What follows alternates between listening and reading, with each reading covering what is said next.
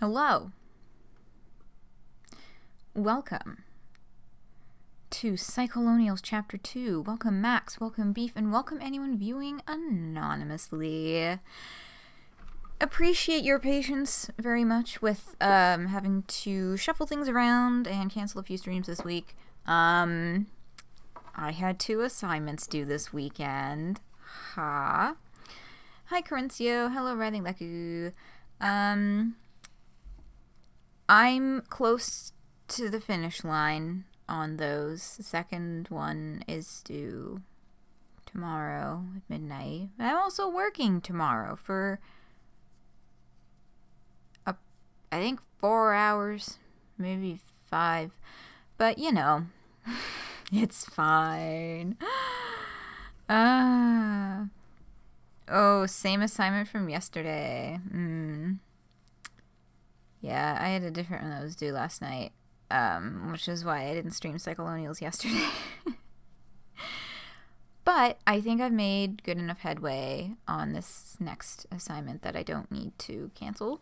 Hence my being here, speaking to all of you wonderful folks. Let's get this off the screen. Oh, yeah. So, right. I was just gonna, like, play this in the background with the sound off while doing a little check-in, because, you know, Nintendo Direct, the first Nintendo Direct in over a year, it was something like 1.5 years since the last one. It happened. This is community news, by the way, and I think this is very fucking important. Splatoon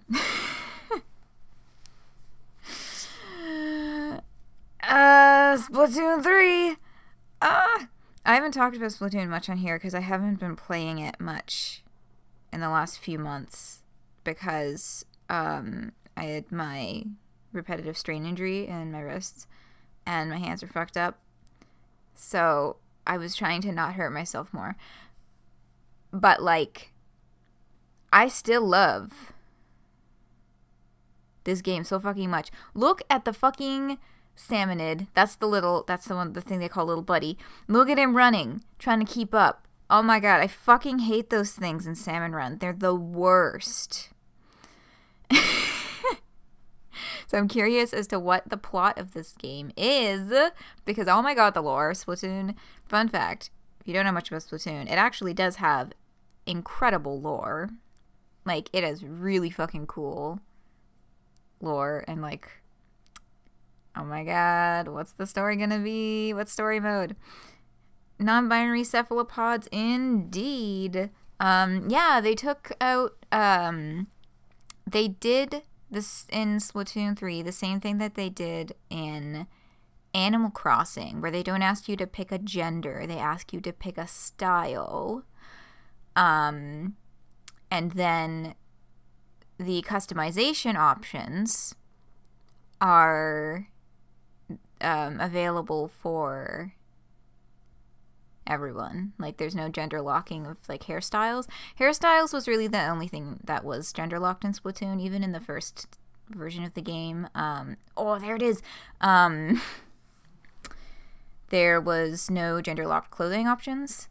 So that's always been a thing. Yo, those little pods are so fucking cool. Those fucking, like, coffee maker, espresso maker spawn points. Ugh, god.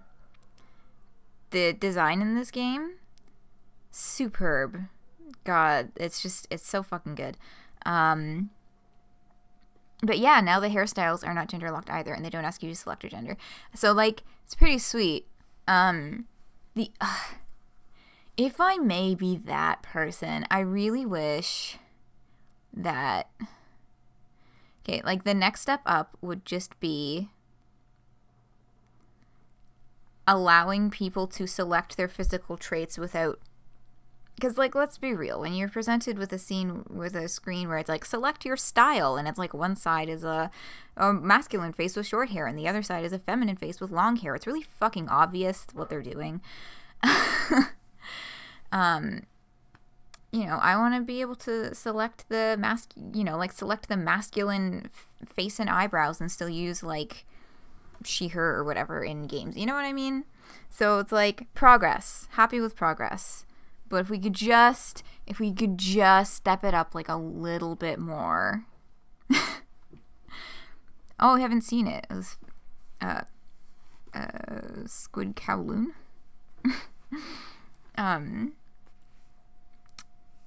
So those squids are back in 2022. But in the meantime, I'm just going to keep playing Splatoon 2 because it's still a fucking excellent game.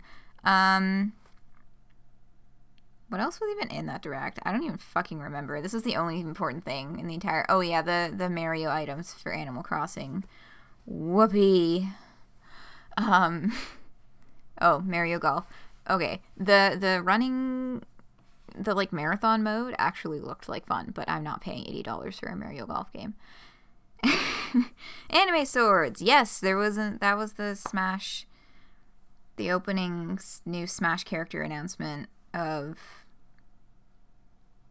the next DLC character, Mithra and Pyra from Xenoblade Chronicles 2. So that was something. I don't know much about Xenoblade, aside from videos by Captain Astronaut, and they're rather scathing reviews. So, speaking of Captain Astronaut, if you like Splatoon, Captain Astronaut has a video guide for pretty much every weapon in the game. And they're rather excellent. He has a very good sense of humor. His videos are good. Anyway, I flipped my shit. I was not expecting this at all. I watched the direct live and I flipped the fuck out because I was not expecting anything to do with Splatoon because they've been slowing down on it so much. Like they've been doing, they have been doing some of the semi-regular, you know, like repeat Splatfest, and they just had like the Mario one, but I was not expecting this at all, and I'm very fucking excited. So I'm just, you know, we're gonna try and be a little more timely. Let's try and not go for 3 hours and 45 minutes this time, because that is approximately how long the last stream lasted for chapter 1. So I'm gonna close this, and we're gonna look at something that's actually fucking relevant. So last time, oh wait, hold up a second. Hold up. I need to get the links ready. Y'all can just watch a little bit of this again while I get my links ready. If you are watching this on YouTube, every video that is shown on screen, the link will be down in the description. So if you're like, hey, that looks neat, want to look at it for myself, the link will be in the description below the video. Actually, I'm just gonna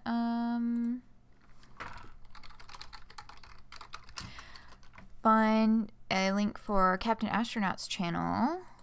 I'll put that in chat, and I'll put that in the description. And now, back to our regularly scheduled nonsense. Oh my god, I just realized, because I don't know, I'm so mad. I don't know if it was OBS or Chrome or what, but now if I click into another window, it blacks out the YouTube screen and you can't see it. Anyway, we're just gonna go over here. So, Discord messages from Andrew Hussie, which, you know, just to review again, these Discord messages were originally part of a paper zine entitled Discord Messages I Have Received from Andrew Hussie, sent by an associate of his. They removed Kate Mitchell's name. It was Kate Mitchell, between July and September 2019.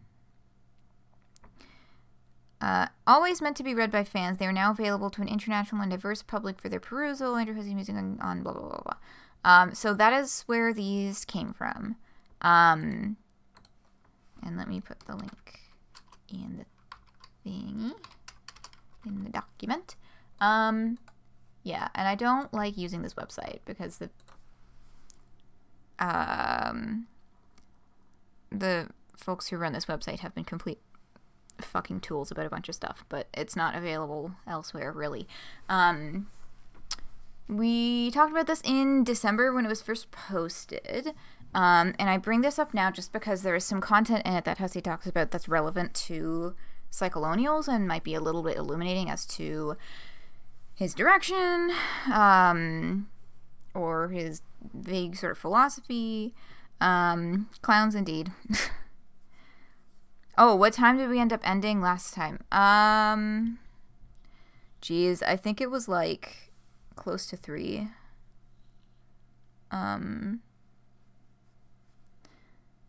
Yeah, it was like 2:50, I think. 2:50 a.m.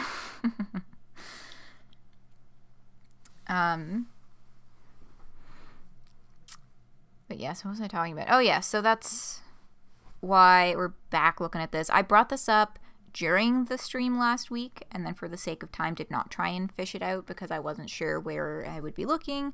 But I did do the research, and I have written down all of the ones, all of the tags, or channels, I guess, that have information that could illuminate Psycholonials to some extent. Yeah. Okay, so this is, I mean, this one, obviously, this one's called Clowns. I'm a dark prophet and know much more about our evil society than anyone wants to admit. Yeah, I'm working on it. I mean, not really, but in my imagination I am. Always thinking about clowns. That's the fucking future. Nah, I'm too old for that now. For me, now it's build a clown school or nothing. Yeah, I might be in my clown prime, actually. Mostly I'm just fucking lazy. Some clowns are sad. I'm a lazy clown, too lazy to paint up and spread the good word. We like to celebrate life, and love, and combat. Also, philosophy. Of course, that's an Epilogues reference. I've basically done a huge amount of work already, and somewhat illogically, conceptually tying juggalos to weed. 420 is weed day, but it's also clown day. So, I mean, what can we really glean from this, aside from, you know, clowns are the future, build a clown school or nothing, you know, so these ideas have been percolating for a bit. So down here, let me recenter, there we go. I've been trying to make some recent effort towards the intellectual advancement of these clown ambitions. My latest thinking is that maybe it makes the most sense if this endeavor revolves around some sort of charitable cause, because at some point one really has to ask, why the fuck are you trying to release more clowns into the world? Is this actually responsible? So you can either take your radioactive clowns and bury them in the earth under miles of concrete, or you can turn their radioactive properties into a force of good and change. Sometimes radiation results in positive mutations. We want a bunch of fuck-ups at a cheap Soviet facility to mishandle clown safety procedures, resulting in a massive, highly comical meltdown. Okay, maybe that goal is too literal. Debuting your clown Sona next next weed day in honor of Hussie. Amazing. Perfect. So, yeah, I mean, like, I guess I kind of skimmed these before. I was like, okay, this is where the relevant stuff is. I guess it just gives, like, some kind of angle as to where he's approaching this from. It also shows that this is a kind of, like, the first time we read this, it came off as kind of a joke, but now that he's actually, like, being a fucking juggalo e-boy and like, putting out Psycholonials, it's like, oh, so this is a legitimate philosophy that he's been percolating for, at minimum, 2 years. Given that this was released in 2019. Let's see. See, this is why okay. And this, I know there's points in here that we discussed in December in that video that are the initial discussion and kind of going over the finer talking points of the things that he talks about in all of these channels, is up on the YouTube. Let me actually grab a link to that one, if I may do so rather quickly. That, yeah, that's been a neat one. I've noticed, okay, since the day that Psycholonials came out, the number of views on this video has doubled over the course of the last, like, since the beginning of the month, since the day that Psycholonials came out. Judging from eyeing the analytics page. I think that YouTube has been heavily suggesting it to people who are looking for Psycholonials content. So, yeah, that is Discord messages I have received from Andrew Hussie. Original discussion video. It's about 50 minutes, I think.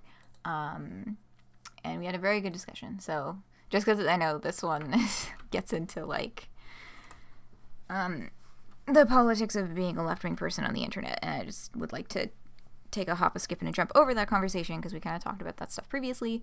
That's not what we're looking for here. Okay.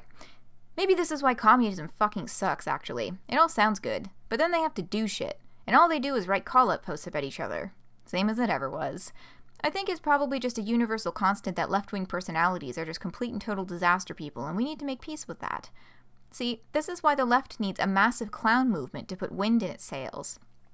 So we can lionize literal clowns as a huge dunk on the right.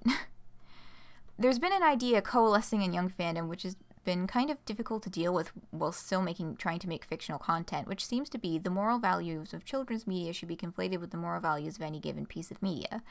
When a critical mass of young people start really believing and enforcing that, it gets tough to keep making challenging things, which is kind of unfortunate because making challenging stuff is the only way to make impactful statements about the important topics which they say they hold dear. So we had a whole discussion about that, like, end statement in the previous video, so we're just gonna, like, put that on the table in the box labeled the stream we did in December. But yeah, this is why the left needs a massive clown movement to put wind in its sails so we can lionize literal clowns. A huge dunk on the right. I've already forgotten what lionize means. Pardon me while I, like, Google this. Oh, give a lot of public attention and approval to or treat as a celebrity. Fair, fair. So, again, lionizing literal clowns. Potentially on the docket for what's coming up in Psycholonials. The final one down here, and then we'll get into the game. I've been putting so much energy into my clown sona that I've been horribly neglecting my fursona. I think that would be the obvious thing people would expect. There's nothing wrong with a horse sona per se. Something about the energy of actually being a horse feels intimidating to me, though.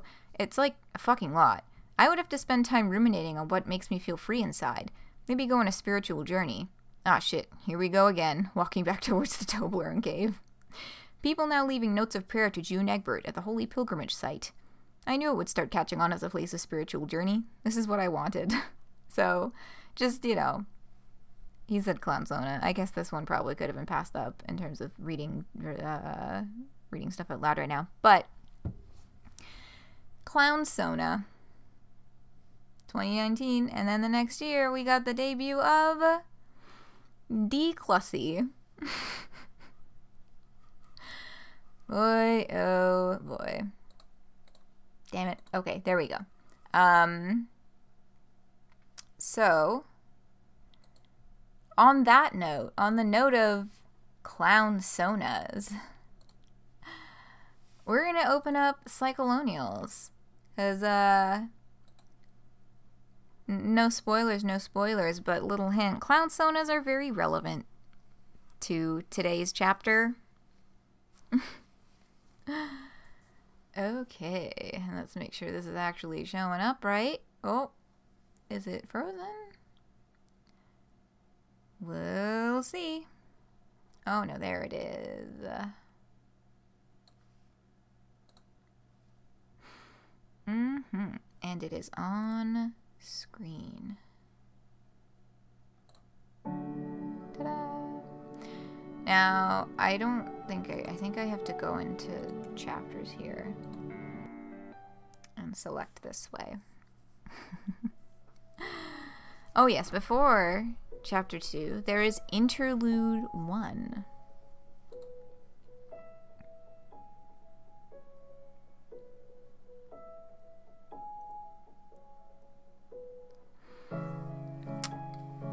So you just killed a cop and dumped his car in the ocean. Nice going, genius. The cold hand of justice will close around your throat soon enough. Whatever it is that justice even means these days. Maybe justice is what happens whenever people with power manage to punish whoever was trying to fight back a little for once. Maybe that's why you need a little more power of your own. Enough power to claim justice is what's happening when you're the one settling the score. Or maybe what you need is even simpler than that. Maybe what you need is the power of choice. So what will you do, Jen? You're a fugitive now, and it seems only 2 choices are available.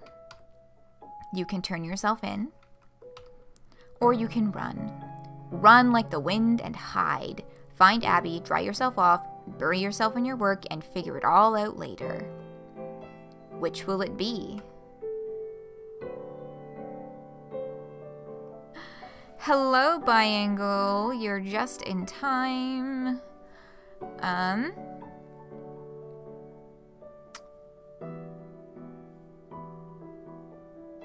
Yeah. We have a choice. However...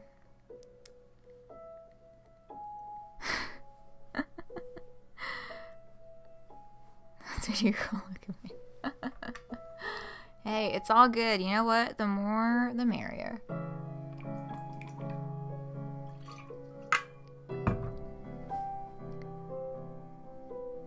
So you can actually... Okay, yeah. Go get yourself all set up, get cozy, get settled in, because we got an interesting one today. Hello, my username sucks. Welcome. More than with internet issues, not surprised. Internet just does not like cooperating sometimes. Frustrating when that happens. So, for the sake of time, and also because nobody's voting on what they want to see happen next, these choices don't matter. We don't get to make a choice right now, and I will show you why. Some of you were both at the same time. Nice.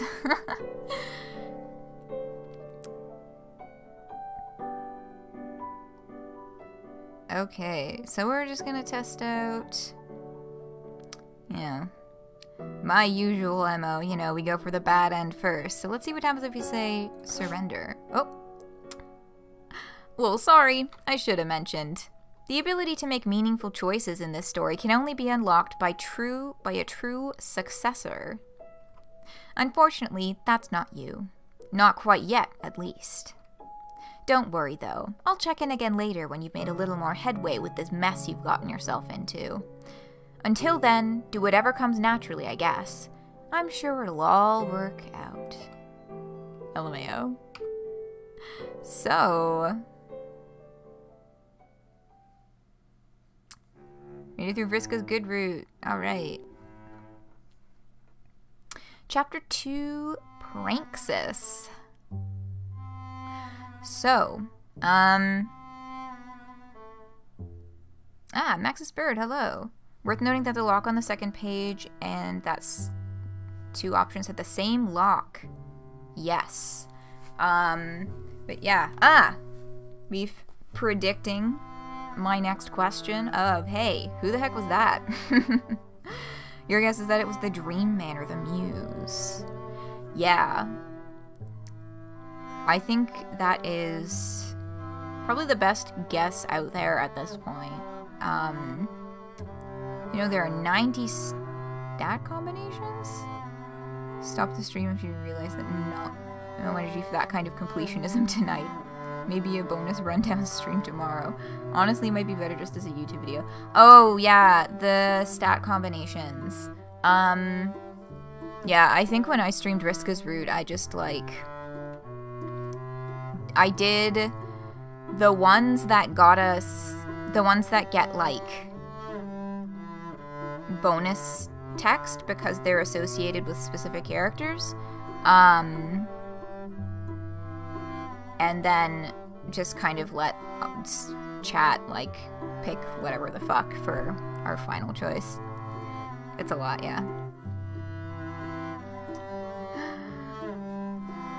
Yay! Thank you so much for your continued support, Biangle. Thank you, thank you. I really appreciate it so very much.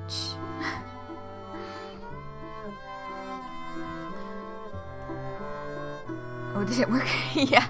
Yes, it worked. Thank you so much.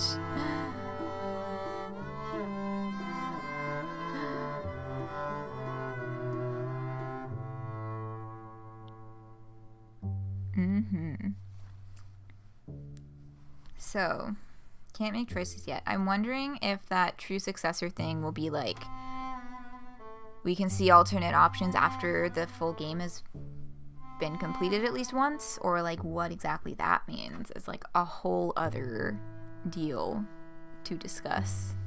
But yeah, here's that parking lot that we left Z in last time. And there they are. You stand soaked and freezing alone at the steamboat wharf at night. Oops. You just checked Uber, and no drivers are currently available, which you could have guessed might be the case at this hour during a pandemic. Maybe you didn't fully think this plan through. No, you shouldn't second guess what you just did because of some momentary sogginess. You review the facts. A nasty cop fired a bullet at an unarmed drunk girl who just crashed into a tree.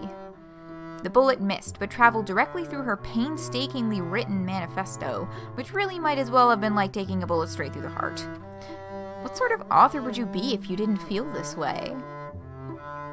So you did what had to be done. You checked the dead cop for a body camera, but he didn't appear to be wearing one. You're not sure if the sleepy NPD even uses those. The Nantucket Police Department.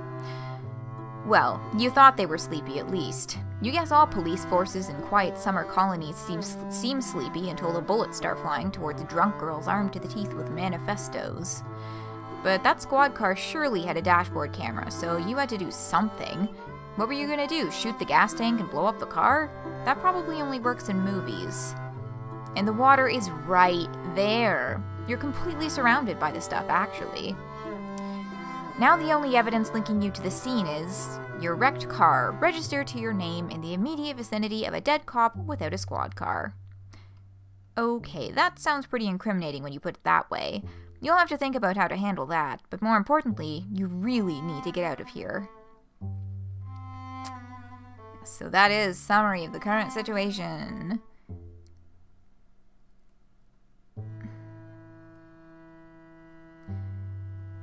Oh, internet stuff was funny. Rip. I hope that stabilizes more.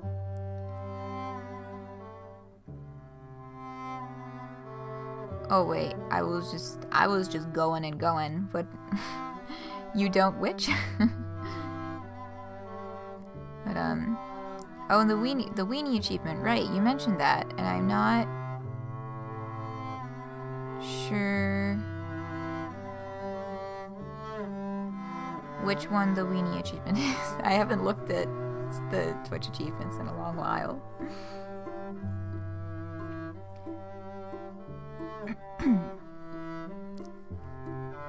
But yes, feel free to trying to gain Tavros. Need to figure out an Ethernet connection that is sustainable. Yeah, I mean, like, oh yeah, I don't know if you were ever around for the occasions that I've spoken about my own Ethernet connection. So, the routers in my house are on the first floor. So my dad was able to run an Ethernet cable through an air vent up into his office where he set up a second router.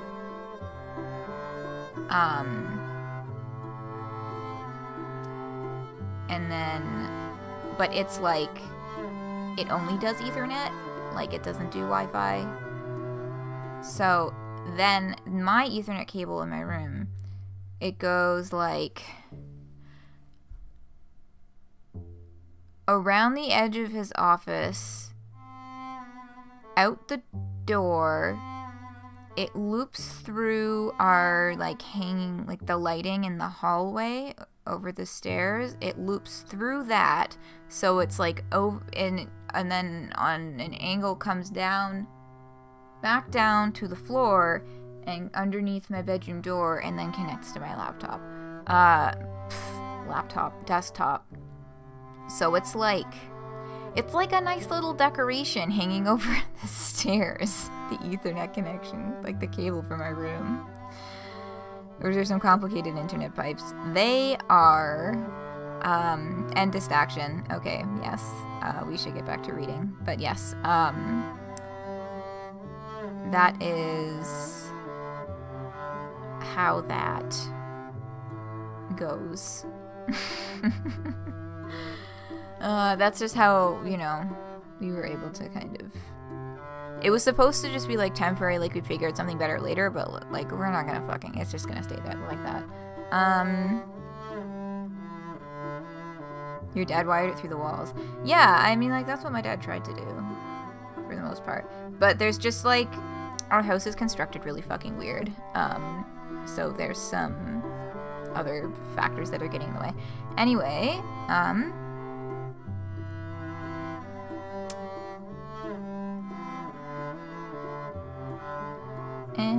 oh, that was the one for 3 average viewers. Woo!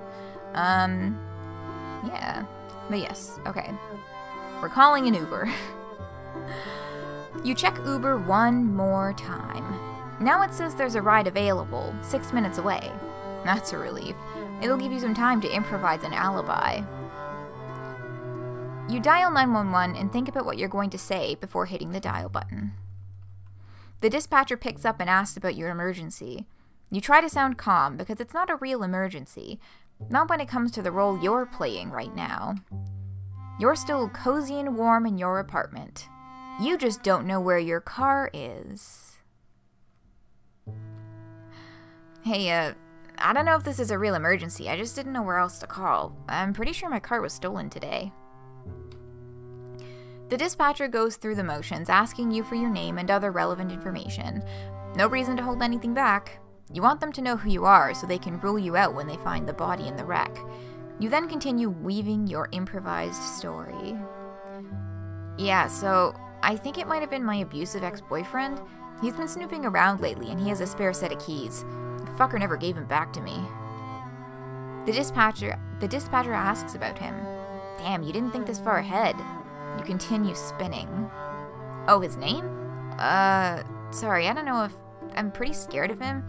Not sure if I want to be on the record ratting him out. Don't you have, like, some witness protection shit I can do?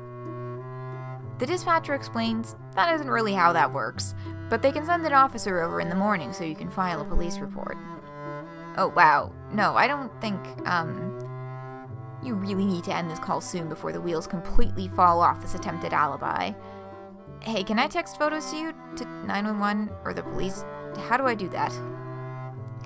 The dispatcher provides you with a number to text, and you hang up. Oh, it just keeps... Oh, poor Percy. Well, she spoke too soon. Yeah, whatever you were about to say. Your mind races for the right play. You panic and send the most recent photo which comes to mind. Oh, poor dumb Percy. Ugh.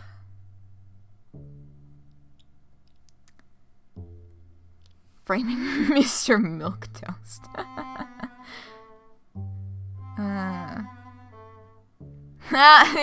That's true. At least she didn't send the shirtless photo. Oh, God.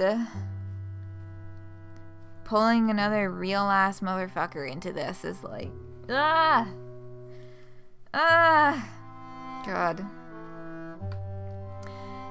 That probably was not the best idea. Maybe you should have just hung up after saying you were scared to give his name. But you just had to go further with the bullshit. Witness protection program? What the hell was that? Oh well, it's done. It's a small wrinkle in your alibi, but you think you've easily done enough to leave the police feeling confused about what happened tonight.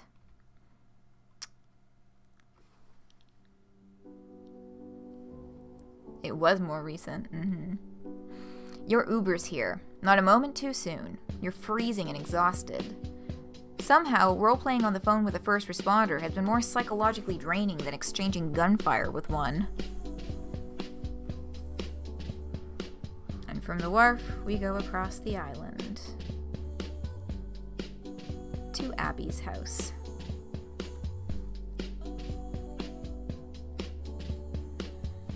Woo! Big motherfucker. We got... Looks like there's some kind of...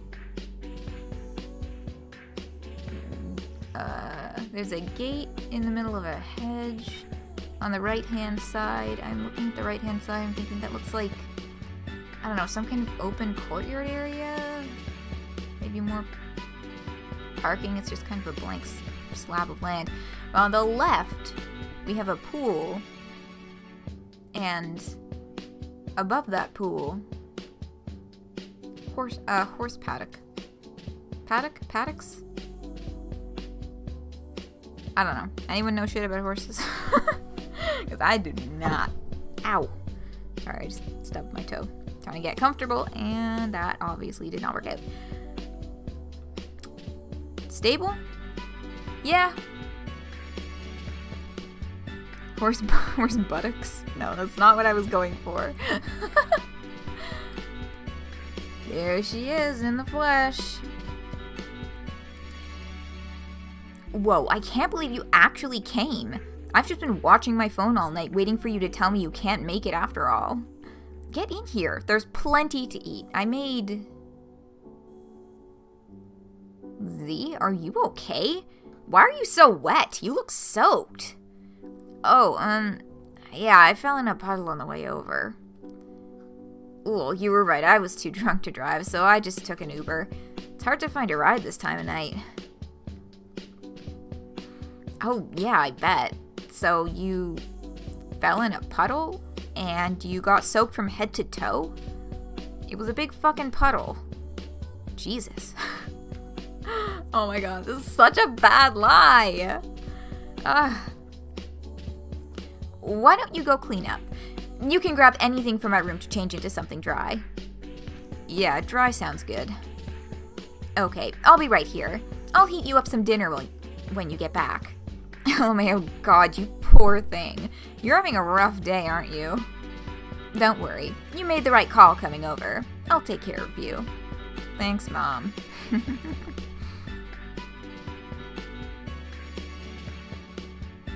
Yeah, and then she's kind of like, that's not kind of suspicious or anything. You can't bring yourself to tell her yet. Tonight was too much. You just need an evening to unwind without making Abby freak out about your cop murder. You're sure you'll get around to telling her later, if you can think of the right way to break it to her. Yeah, that, if you can that means it's never gonna fucking happen. Not until she's in too deep. Still weird seeing two characters in a Hussie written thing exchange dialogue in the same physical space. We have a bit to go until we get to scenes like that in Homestuck proper. Yes, we have a little bit of time to wait for that.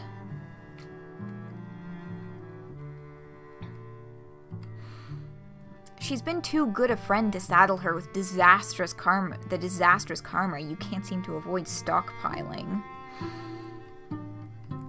I mean, by proceeding to go to her fucking house after you did this, you're kind of, you know, so to speak, saddling her with your disastrous karma, whether you intend to or not.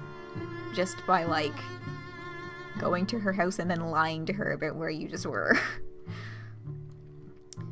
When I remember Problem Sleuth, there was a lot of conversations by people in the same room, but we were never privy to what was said, only the gist of it. Yeah, Problem Sleuth conversations, we were kind of privy to what was said, but, you know, they were like, Midnight Crew style. I know that the Midnight Crew conversations were written after the Problem Sleuth ones, but just for style reference. Yes, Jen is very smart. Indeed. Or perhaps you aren't stockpiling karma so much as dharma. Or maybe it's some chaotic juxtaposition of the two concepts. Maybe you've been key smashing your whole way through life, and only now is your soul reaping the autocorrected consequences of this haphazard practice. And there's the gun, in case any of you were wondering where that went. Problems with characters might as well be speaking Simlish. Same with intermission. Second person, like the narration. Yeah.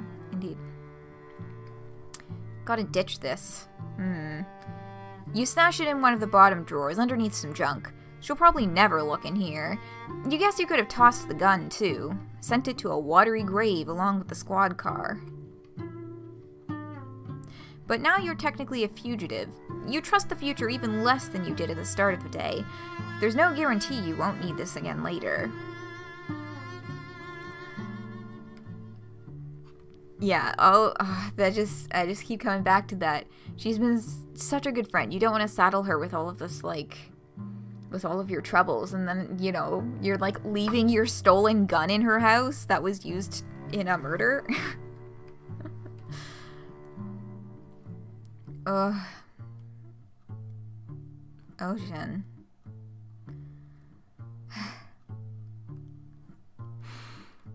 You didn't ask for this shit. Yeah, you guess you shouldn't have been driving drunk, but why should that mean you're suddenly dodging bullets from one of NPD's finest? Whatever, the pig is dead. But you know the matter isn't done with you by a long shot. It'll keep haunting you unless you start fighting back. This was the gift that departed officer gave you tonight. An albatross that'll hang around your neck for the rest of your life. But you suddenly decide not to see it that way.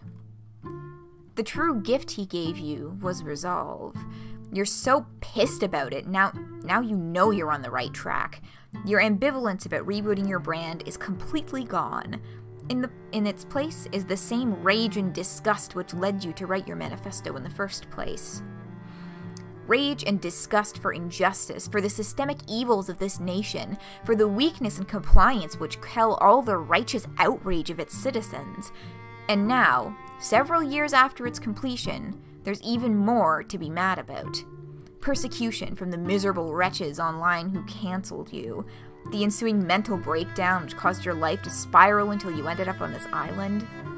And now, on top of all that, an almost certain shitstorm brewing from law enforcement once they start piecing together what happened tonight.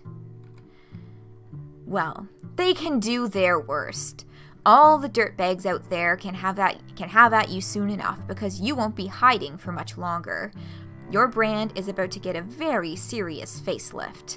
And once you step into the spotlight again, from now on, people are going to find it a lot harder to ignore what you have to say. You and Abby have a lot of work to do tomorrow. Whew! The next day. So, Z is like 110% bunkering down. We live in a society, indeed. God, they're Jokerifying Cruella de Vil. That's my mind went like, we live in a society, Snyder Joker cut, Jokerifying Cruella de Vil in the new Cruella de Vil movie.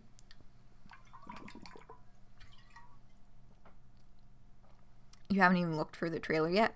It showed up on my Tumblr dashboard, otherwise I wouldn't have watched it. But it's like, y'all are really out here trying to be like, let's be sympathetic of the villain who wanted to fucking skin puppies for a coat. Like, I don't know, man. I don't know. Your mind went there too. You liked it? I mean, like, I don't know, maybe if there wasn't like, maybe if it was, you know, a trailer about an entirely different, like, whatever setup they have, but not her. You know what I mean?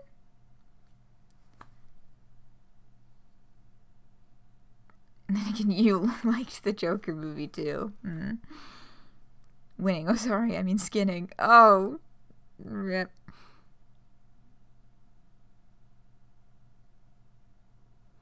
Maleficent? Oh, yeah. Maleficent happened too. I don't know. I don't really... not to be, like, a total jackass, but I don't really watch Disney movies or Marvel or DC or, like, any of those kind of big extended universes of classics or whatever. I didn't really grow up too much with that stuff, so I never really developed a strong connection to it. So I guess I should probably just leave the opinions to the people who know what the fuck's going on.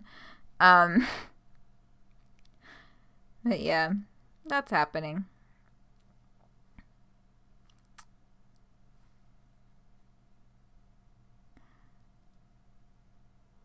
You can totally see how she sees that way in her own head.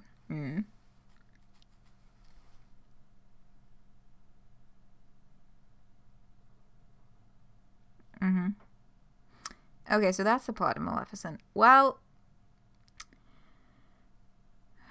we don't have time to unpack all that.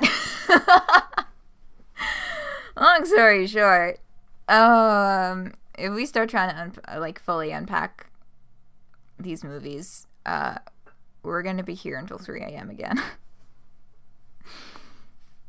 But yeah, I mean, it's definitely a conversation worth having as to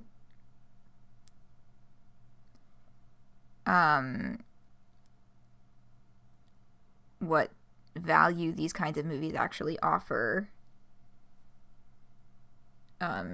whether that be storytelling value to the characters, value to society, like, yeah, that's, you know, a conversation that can happen, but not at the moment, because we gotta keep reading, and also because I don't know shit about any of this, and I wouldn't be able to properly moderate. But you're starting to get tired of Disney dominating all media. And distraction, yes, thank you, Bible. We do need to not do that. Or we do need to do that. And the distraction, and oh! Did y'all hear that? I apologize if you did. I just, like, hit my mic stand.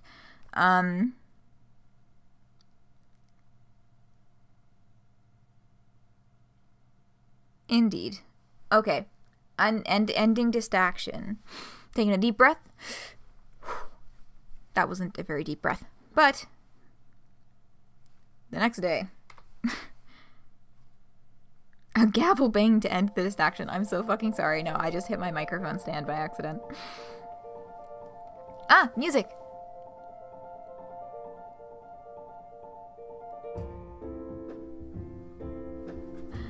So the opening notes of that song sound like I opened the wrong window. There we go. Sound like the opening to Requited from Homestuck Volume 9. And of course, the track goes on to be moving in its own direction. But Requited is a song by Clark Powell, who did the music for Psycholonials, so that does make sense. But that's the song. Oh, we got a request for a break song. Is that Requited? That is my estimate. Makes a nice sound. It's never like a peaking microphone hell noise. Just like a bong. Yeah. Oh, Serenade and Requited together. Oh, mixed with... Ooh. That's nice. I'm excited to listen to that in approximately 8 minutes. Because we are getting close to break time.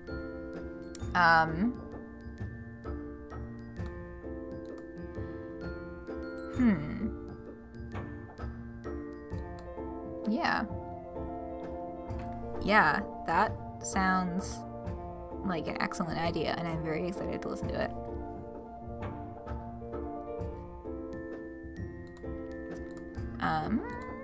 Let me just put the link in the doc. Boop. Okay. Here we are, the next day.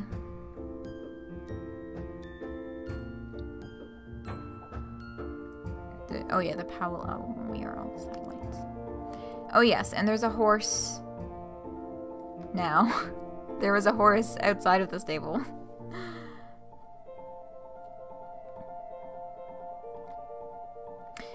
And we have a little perspective shift. Hello. Your name is Abby. It's pronounced exactly as it's spelled, so that's made life pretty easy for you. Another thing that's made life easy is the fact that your parents are rich. Rich doesn't really do it justice, though. Most people who vacation on this island for the summer are rich relative to the average American citizen. Your parents are billionaires. And not the kind that barely qualify. 1 billion has 10 digits, but they didn't seem content to stop at 10, and society was more than happy to oblige. They own the house you live in, which represents a minuscule rounding error in the grand scheme of their total net worth. Easy to forget about most of the year, and they probably would if you didn't live here year-round. Growing up, you formed memories of this place strictly as a summer home.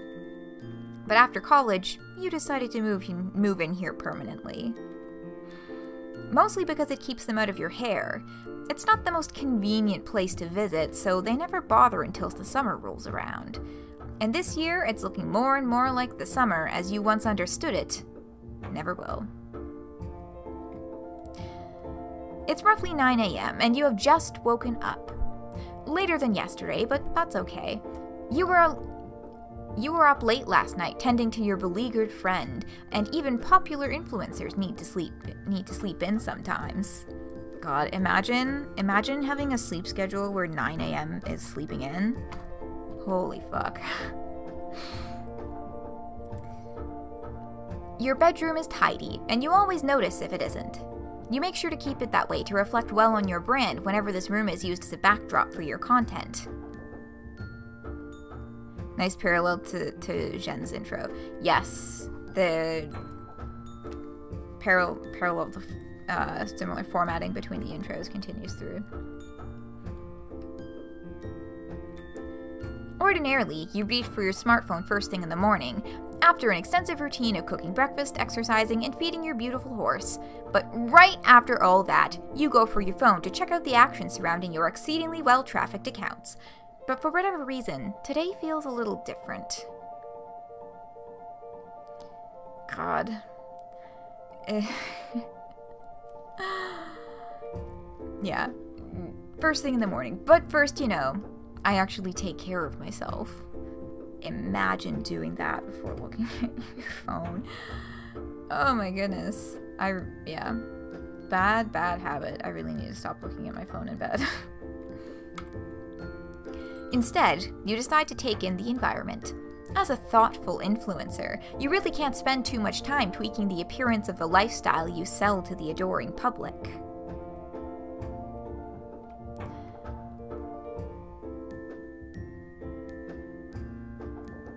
Wait, no, because... Yeah, you're good. The repetitive brute force with the bonus achievement on Mariska's route. That is fair. It's all good. Rest easy. Chill out. You're good.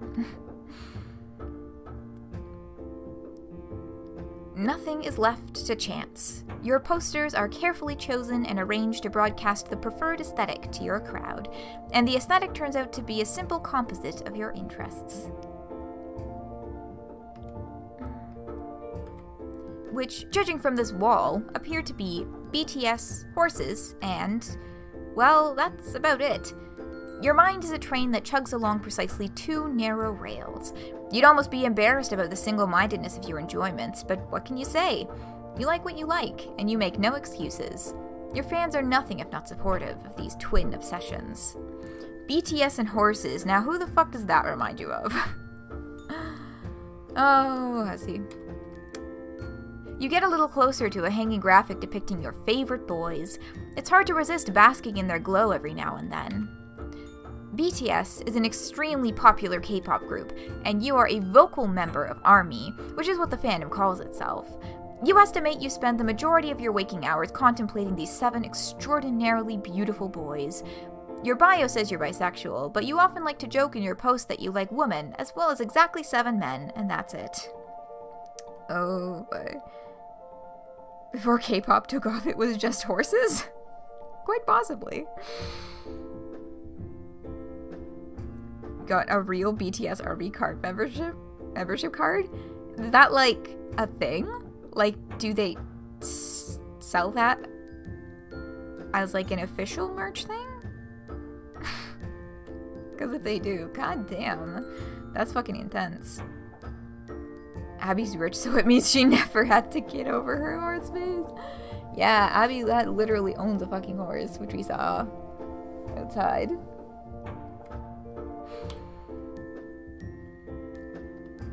You are also an avid Jikook truther, which is to say, you strongly believe Jimin and Jungkook are secretly in love with each other, but you don't consider this a theory or even a particularly well-kept secret. The evidence is overwhelming, and those who refuse to concede to these stone-cold facts are blind delusional charlatans. Oy vey. To this entire fucking paragraph. Apparently, forget the details. There's a post somewhere on there too. Info found from zooming in on the card in an Instagram image. Oh, he used it in one of his photo shoots. You've even written a manifesto on the subject, which, as you've told Z before, is something only crazy people do. But you are the one exception to that rule, since when it comes to this subject, you aren't crazy at all. Your eyes are wide open.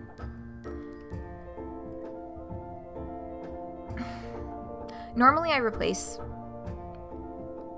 when, you know, the word crazy pops up and stuff, because it's like, you really gotta use mental illness to describe that? We could pick a better word.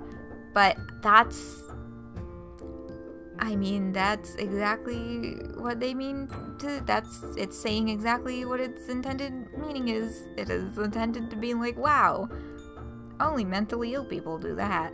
Like, well,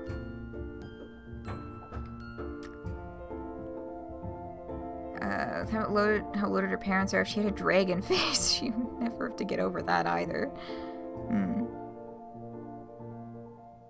Someone looked up the ID on it or something? Oy.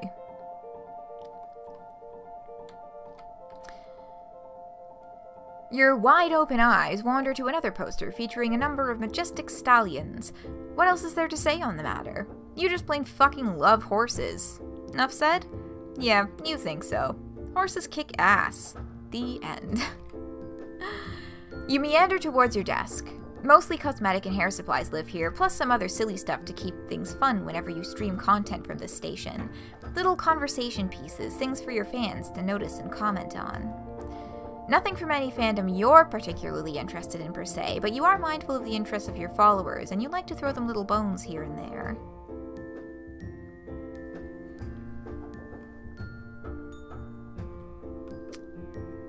It's an interesting way to word that, throwing them little bones here and there. But when you're not streaming, or doing yourself up for shoots, this here's the main reason you find yourself at this desk. You primarily use this laptop to write your fics.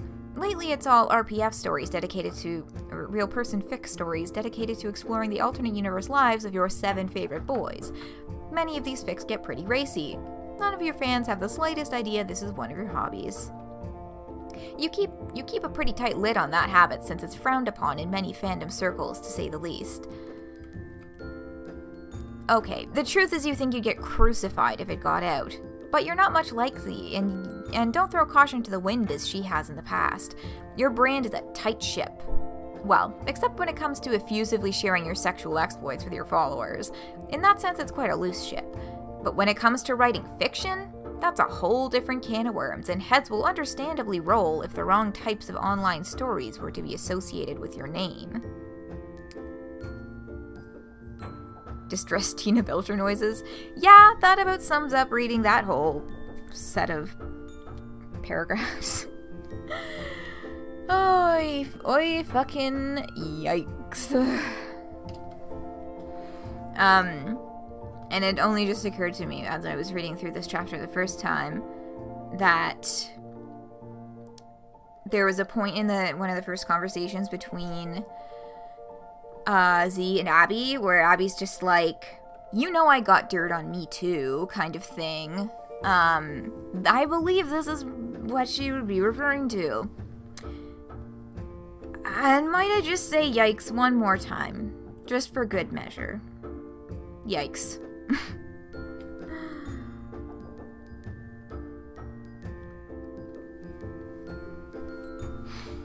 There's your horse. His name is David Hasselhoof.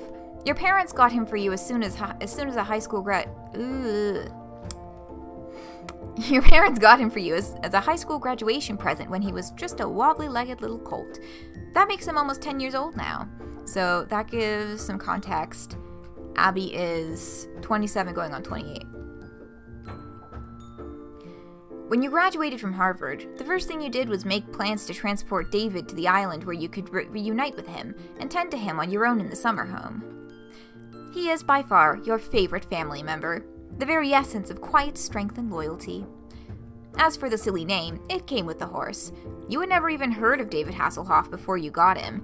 You assumed it was a pop cultural reference that boomers would get worked up about, but the way you saw it, who were you to fault them their pop culture references?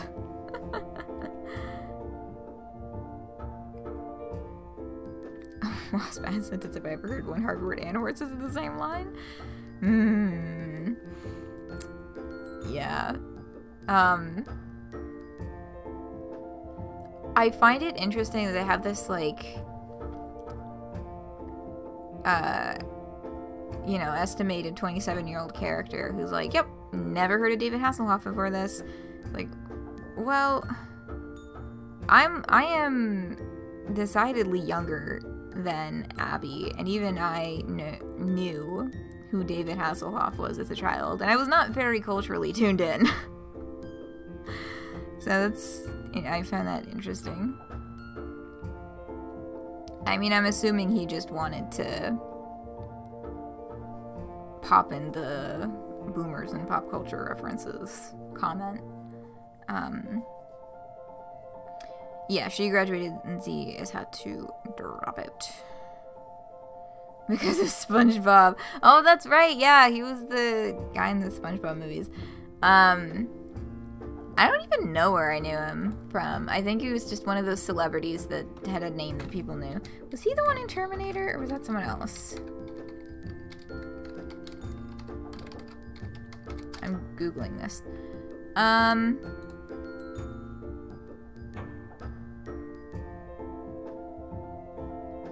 Oh, no, that was Arnold Schwarzenegger.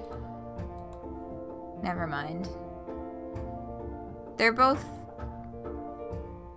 They look similar enough, whatever.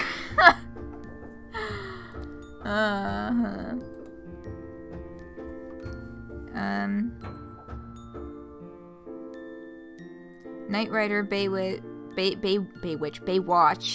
cameo in the SpongeBob movie, video of him drunk trying to eat a burger. Schwarzenegger, yeah. You didn't skip leg day like the Hoff did. But yeah, I guess I was mixing them up. But, indeed, I just thought that was interesting. God knows you're prone to indulging in the references held dear by you and your peers, so you can't possibly begrudge your elders the same simple joy. Besides, you thought the name was cute. It autofilled his last name plus horses. Oh, your phone is buzzing. Who could this be? Oh, it's Z starting a video call. Not out of the ordinary, but quite ridiculous in this context, considering she slept in your house last night. Oh my god. Such a smug face for so few pixels.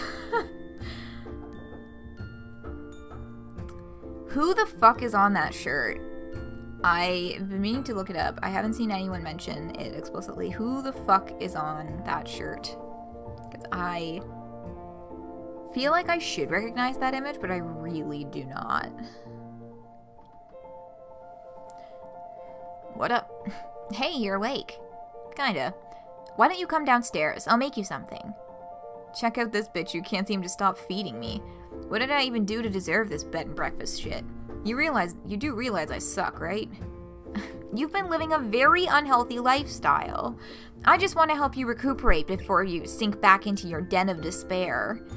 I don't know if I'll be going back anytime soon. Your parents' huge bed is super comfy.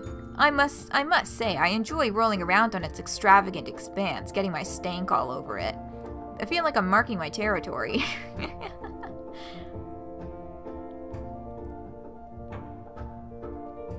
Oh, since it's Abby's, you think it's from BTS.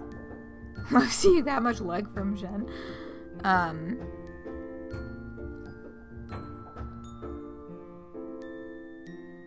Okay. Maybe. Is that...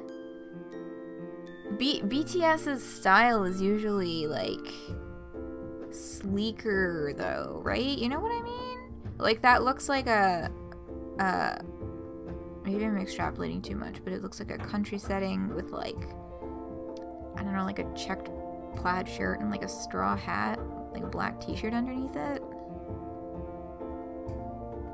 I know very little about BTS, just as a, another warning.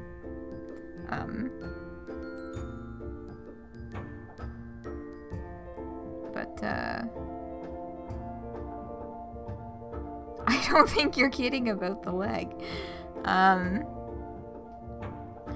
Let's see. Take 2. Abby, horse kicks ass. Aqueous, hell yeah they do.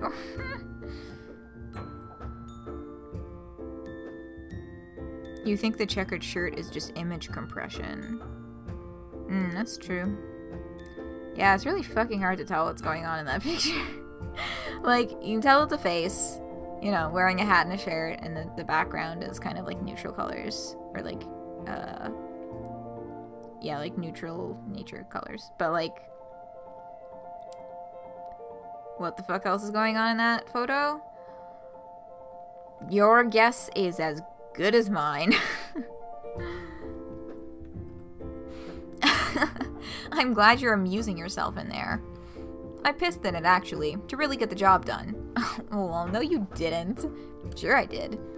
Please tell me you didn't actually pee in my parents' bed. Well, no. Not yet, at least. I do have to pee kinda bad, though. OMFG, will you get the fuck out of there? Ugh, come on, we're in the same house, this is dumb. Let's hang out. Tell me all about your big plans. Oh yeah, that shit. I almost forgot why I made the harrowing journey to your manor. Yes, I know, you risked life and limb to get here and fell in a huge puddle. I'm hanging up now. Come downstairs.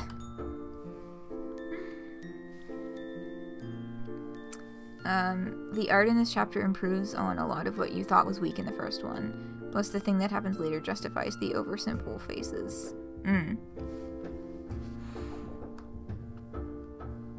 Whose dick do I have to suck to get a mimosa around here? Mine. Well, if I must. But if that's how it's gonna be, then your bed and breakfast is about to get a Yelp review for the ages. Why don't you hold off on the booze a while? It isn't even 10 a.m. yet. Here, I will just fix you some orange juice. What? I thought this was brunch. That's how you do brunch, right? Yesterday you were so drunk you were barfing in your macaroni and falling into puddles. Oh yeah. Just slow down. My parents have a wine cellar, which you can feel free to raid tonight. They're so gay, I can't stand it. Yeah. The vibes are very present. Wow, nice. The Yelp review just got a lot better. Good enough to bury the tawdry dick-sucking lead, at least. Lol. So, speaking of last night and falling into puddles, What about it? Well, you were completely soaked last night, but I noticed your manuscript was dry.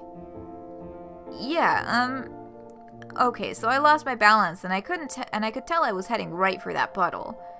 The huge puddle.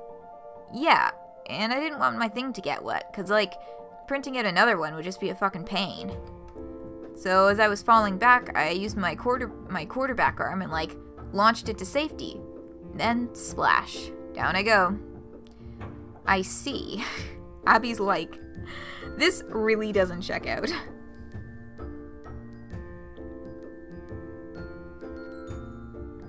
I pet it in 3. Where did you find out about that? That's neat. Is this how people who read fanfics feel reading binding slow burn to lovers? I finally understand. Can't stand it for real. I want them to kiss, but you want them to want it.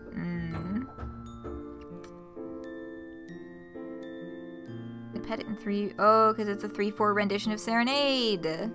Doi.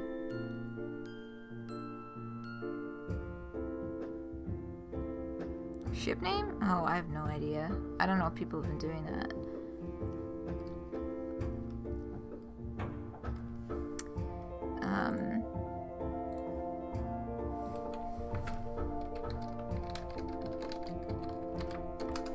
Yeah, I mean, where's Serenade?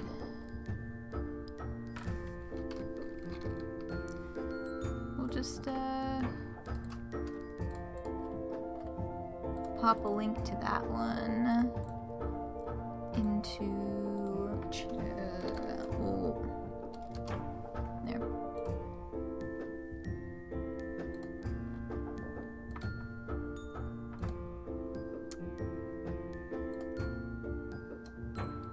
Oh shit, I totally missed a good scene transition for taking a break. I don't think this scene is too much longer, and then we'll take a break after that. Pranxis, because more name shenanigans. Hey! On the EP, it's called The Influencer. Only art you've seen is of Abby? Oh, I've seen, a lot of really cool gen stuff. Hussie has actually been retweeting artists on his, Twitter. Which surprised me that he was actually, like, actively interacting with, fan content. But he has indeed been doing so.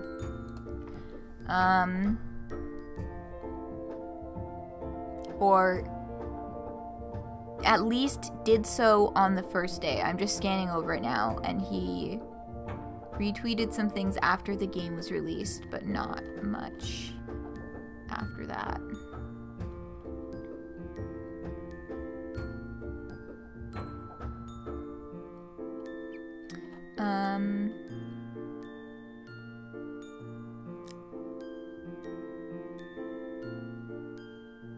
Oh, I'm missing things in chat here. Rich girl seeks clown disaster. Oh, on the declassy Tumblr? Oh god, what did he do? Did I miss something? Oh my god, am I out of the loop?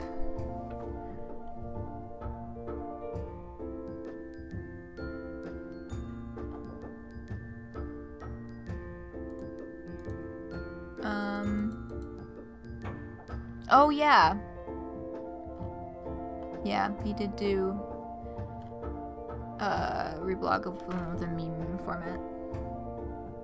And Sabby Grabs are also very good.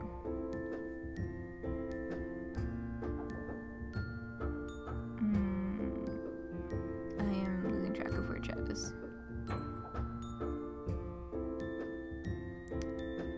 Encourages cosplay on the Z Insta. Right. Oh, where? Mark has posted some really sick cosplay photos. Where? There we go.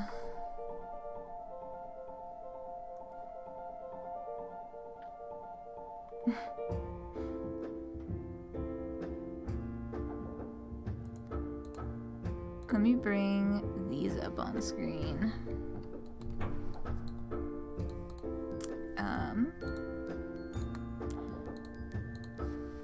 If I just, there we go. Okay.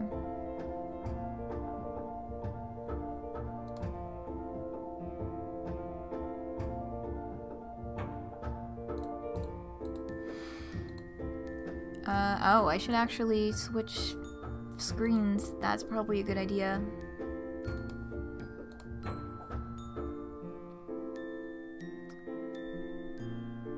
One cosplay retweeted by Aisha.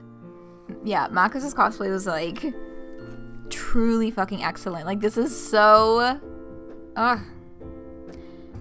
yeah, posted on Twitter just like earlier today. Redeemed end distraction. Oh my god, it got pushed all the way up to the...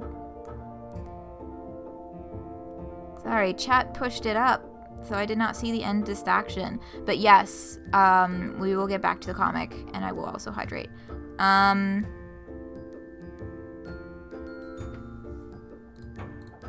But like, I think this is my favorite of all the photos. But how fucking excellent. Oh my god.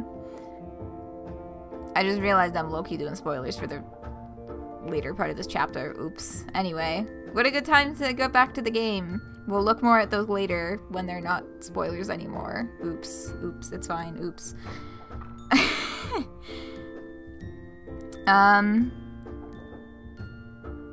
Yeah. Okay. End distraction. Let's get back to the story, and then we'll take a break in a little bit. Okay. Right, so she launched the manifesto.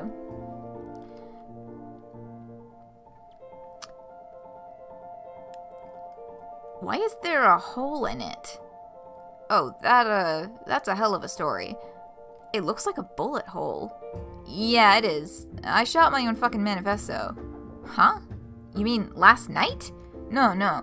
This was like years ago, when I finished the thing. Remember my whole mental breakdown? Oh, damn. I mean... Yes, you've told me the story, but I guess not all of it? The day I finished that thing, I think coincided almost exactly when all that was going down. Like when my dad died and I dropped out of school and then completely fell apart and said all that crazy shit online. I also finished my manifesto and guess I, shot it. Due to going nuts. Jesus. The lie pile doesn't stop from getting taller. The lie pile does not stop from keep getting taller.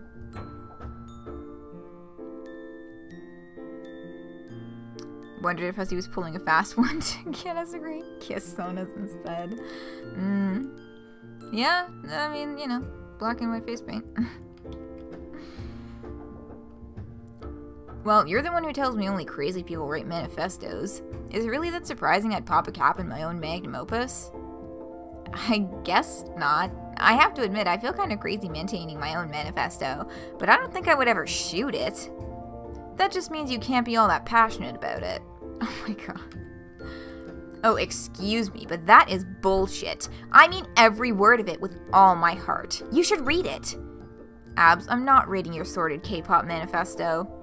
Aw, why not? I'm trying to understand your stuff and help you with it. Because you don't need to sell me on anything. If you say that your boys Jim Cook are fucking each other, I believe you. But there's so much to it. Yeah, and I believe it. Just let those boys be in love, you know? Good for them. I don't need it proven through your painstaking academic rigors.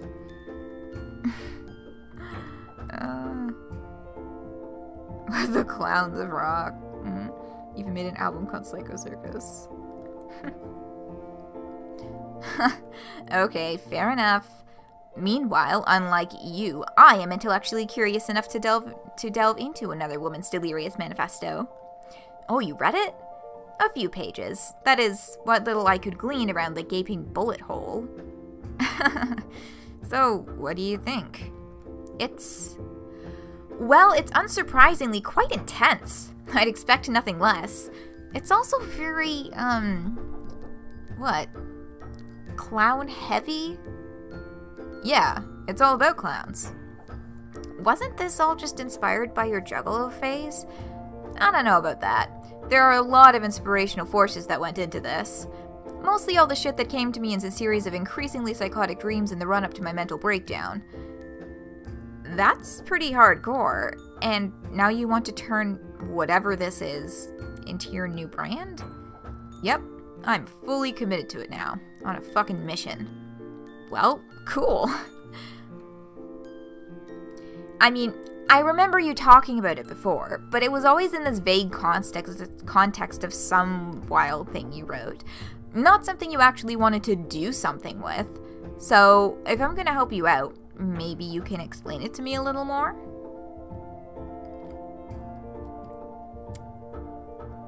Okay, this is a conversational transition into the full explanation. So we're gonna take 5 here. Hello. I have returned. Gorgeous, gorgeous, gorgeous, gorgeous remix. Thank you so much for sending in that request, Beef. I hope that you all enjoyed that as well. I didn't bother setting the timer because that song was exactly 5 minutes long. So it has been 5 minutes. Indeed.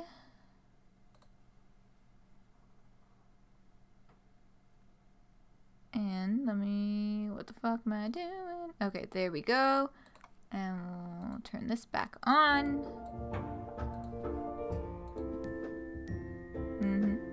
There is. There's the similarities. Oh yes, oh yes, oh yes. Already you devoted clown nose. Just that makeup left. I'm gonna cry. So that's how you know it's a good mix. Yeah, that was really excellent. Alright, speaking of being devoted Jubilites, let's hear what the fuck this manifesto's got in store for us.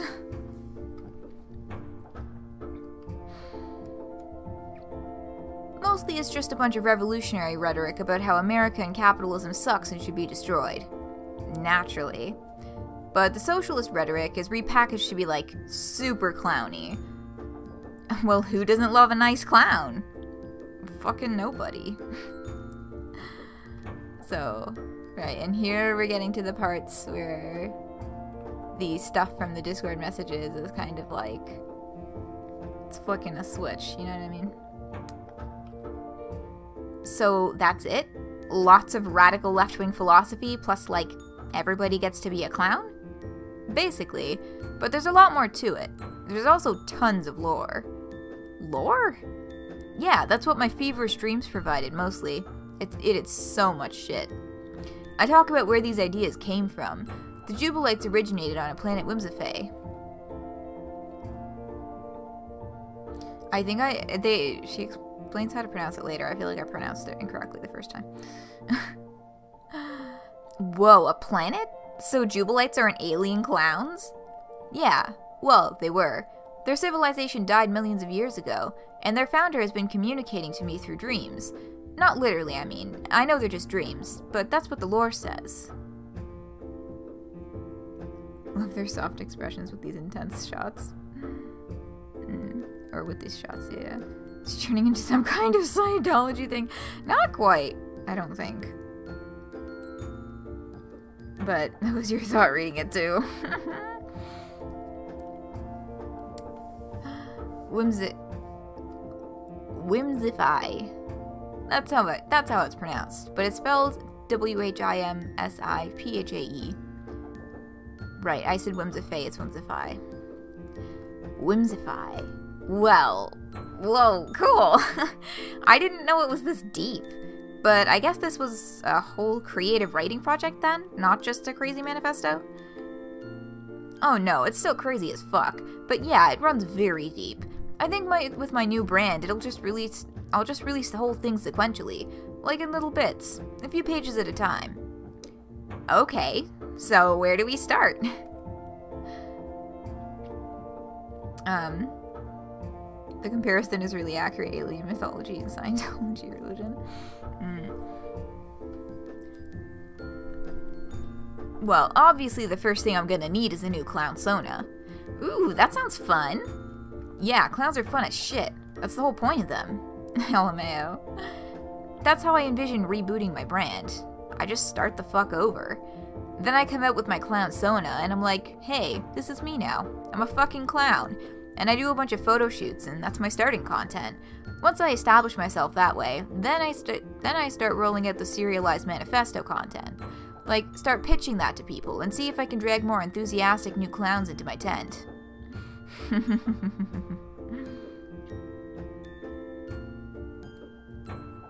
You're on board with this philosophy to be explained. Down with the clown, if you will. Such good faces. Yeah, love this panel. This sounds great. I can help you come up with a clown Sona. Maybe later I can make one too. Oh, I'd expect nothing less. You'd make such a lovely Jubilite. Wow, flattery will get you everywhere. It better, bitch. Well, how about after breakfast we head up to my vanity mirror? We can give you a whole glow up. A clown up. Hell yeah. And later. I guess if I had a little more patience we could have taken the break here, but whatever. And there they are. Ooh. I don't know if the mic picked that up, but I just cracked my neck. Just a little bit. It's fine. Okay. A glown up. Oh. I mean, you're right, but geez.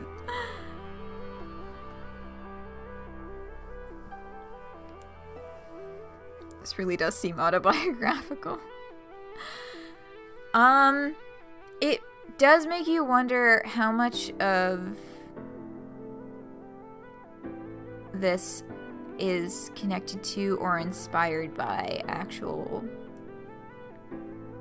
revelatory moments that he may or may not have had. Sorry, kind of. You're not sorry, and you don't have to be. Yeah, the meme with the two lesbians. That was the one piece of fan art that he reblogged on Tumblr.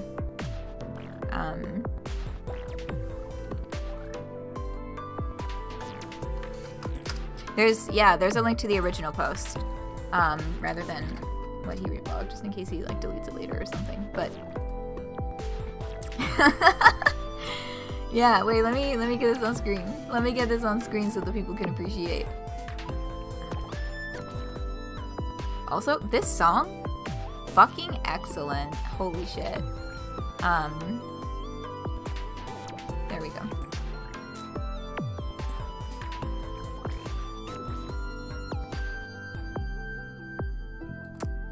There. This is it. Can I center this a little more? Yeah, there we go. And Hussie reblogged it. Mm-hmm.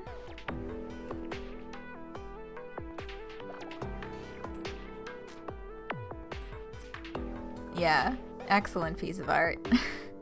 I saw another one that had more color, that had like the colors of the makeup that they end up using later inside the palette and all that stuff too.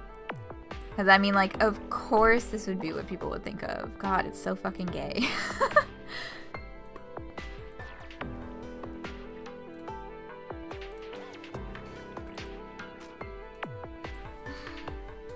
Okay. Anyhow. This needs to be better than my old Juggalo clown Sona. What did that look like? Do you have any photos? Probably, but it just looked like some edgy teen piss.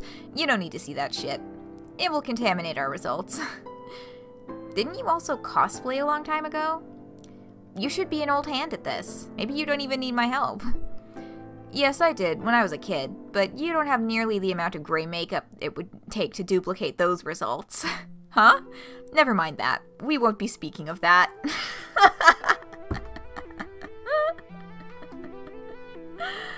Oh my god. Y'all, who do y'all think that Z would troll cosplay? My best estimate is Carcat, just because Carcat was like on their bedroom wall. But like,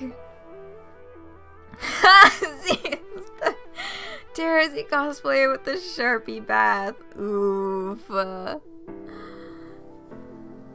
Gamzee. Gamzee. Yeah. Oh, duh.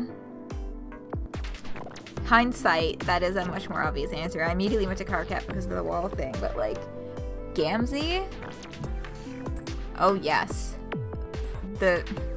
Not necessarily. You can take this however you want, but I think they have similar vibes. Yeah, the big clown energy is a part of it. But also, like, I've seen a, don't want to get too deep into class spec theory, but I've seen a number of people say that they feel like Z has big Hero of Rage vibes. Carcat's on the wall because that's a Gamzee kid. Oh my god. But you're right. You're so fucking right. Clownergy. God, what a word. Usually rage coded. But yes, ragey, big ragey vibes. I don't know about class in particular. And I haven't seen a whole lot of speculation about that, but definitely a lot of people talking about rage.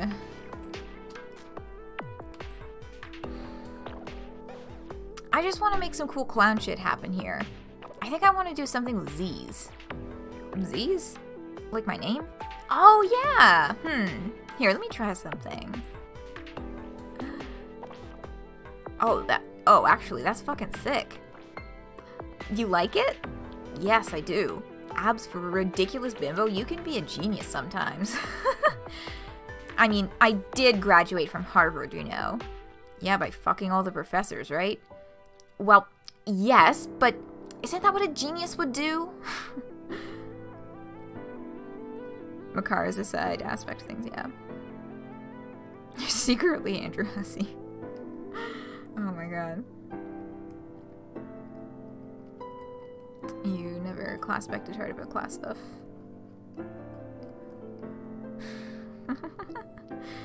How does Hussie write these young adult women so well?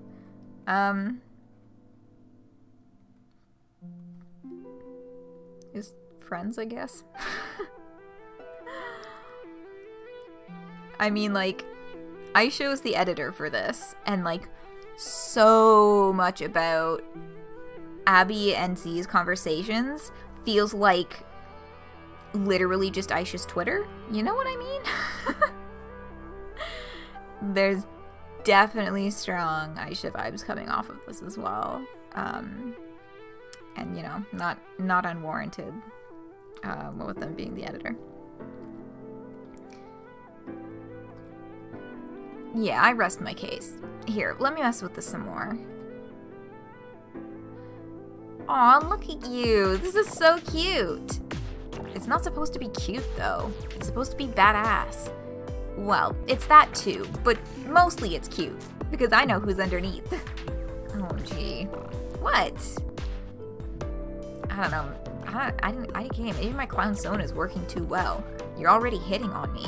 Oh no. But I always do that. I know. But now I've added clown pheromones to the equation. Could be dangerous. Perhaps. So is that it? You think you're done? With the face, yeah. Almost certain their Discord combos follow Hussie's tradition of copying and pasting. That's true. Some of the more philosophical stuff could just be the straight up copy-paste style. You know, with some edits. Yeah, I guess the way that Z talks is vaguely reminiscent of what we saw in the Discord messages from Andrew Hussie.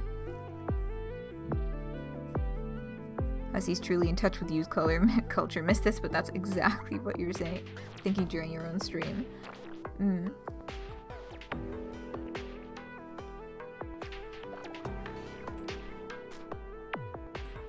This is why the faces are very blank. Yes. I do also think that this is a poppin' look. I love the, like, High contrast. Now we can go back to looking at Makos' cosplay now that it's not spoilers anymore. Oh no, wait. I'll wait until we see the Instagram results.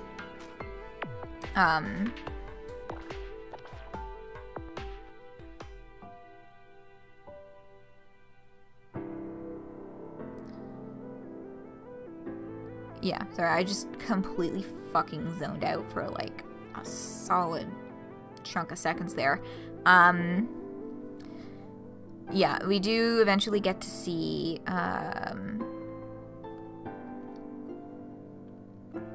the Instagram like photos that they take. So we'll look at the cosplay after that. Great contrast, great use of the Z, and makes like a skull shape. Yeah. Clown dating website. Yeah, I'd buy that. I'd buy the existence of that.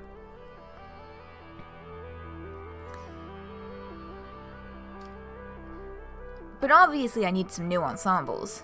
None of your clothes are gonna cut it because you're an absurd giant. And I don't want to go back to my place anytime soon because, well, I just don't.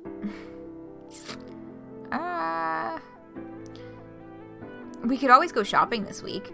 More places are open for business than you would think. Yeah. What about a name? What? Does your clownsona need a clowny name? No, I think I'll just keep my name, since it's already a name I gave myself to replace my parent-given name. I'll rebrand it all, but I won't keep name-hopping like a fool. Clown egg? What? I guess that makes sense. Some old haters will link my new brand with my controversial past, but I don't even really care at this point. They can take their best shot, but I'm not running anymore. Am I allowed to make up a clowny name when I make a clownsona? Of course. That is strongly encouraged for all those who choose to clown up. Oh, I know what I'll go with. My old screen name when I was a kid. Apple Pie. Oh, I see. Oh, I see. Well, now who's the one being fucking cute? I guess it was me when I was 10 years old and playing Neopets? But also it's still you in your cute clown makeup. You're right. It's a shame to waste all this clowny cuteness on my gay mother. Who would I... Ugh. It's a shame to waste all this clowny cuteness on my gay mother. Who would think I was cute, even if I took a shit right in her bedroom floor. God. Wow. So why don't we take the new brand for a spin and see what people think? But you don't have your new fits yet.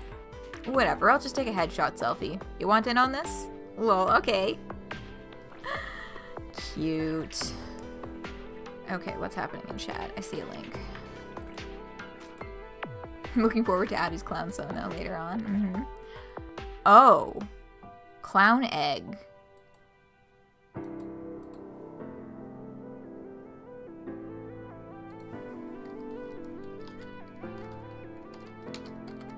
That's... clown egg.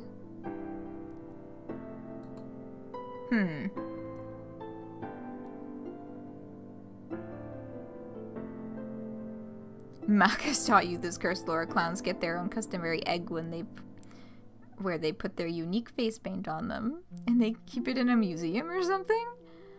Huh. Clown husbandry, Jesus. Well, it's not, why do I keep remembering this stuff? Well, it's not entirely irrelevant to what we're looking at today.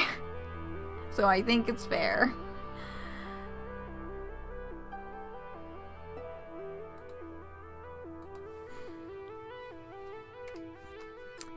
You clear out your Instagram account, deleting the photos from your stale brand, and post the inaugural selfie showing off your new clownsona. Abby posts the same photo to her account and tags you in it. No going back now. The new brand has officially launched. The day slips by as you monitor the comments and feedback on your humble starter post. The reception to your clownsona is almost universally positive. You can't tell if it's real praise or if Abby's followers are just being polite to her friend who's an obvious charity case and just got a nice pity shout out. It doesn't matter though, because at the end of the day, clout is clout, and you have to start somewhere. You already have over 10,000 new followers, which seems like an absurdly high number to you. But when you consider you're just siphoning off some of Abby's following of 3 million, it's just a tiny drop in the bucket. Still, it's a strong start for only having posted a single clown selfie, and now it's up to your showmanship to build on it. Still clowned up, huh? Yeah, I'm living in the paint for a while, trying to get into character. There's a character? I thought your clownsona was just you. Well, it is. The Jubilite manifesto says your clownsona is an expression of your truest self, like a final form. Could you say it is akin to an ultimate self? Like, sounds like some anime shit. It's totally some anime shit. Well, it sure seems like people are enjoying your clownsona. I think they're just being polite for now. It's all a bit patronizing. Your followers just like whatever you do, so of course they're gonna be nice to your weird clown friend. We'll see how they really feel once I start rolling out my actual content. I'm really curious to see where this goes. I'll just keep giving you shoutouts until we can get your brand to take flight. I can't believe what a chicken shit I was being about following you. Oh, this could be so fun.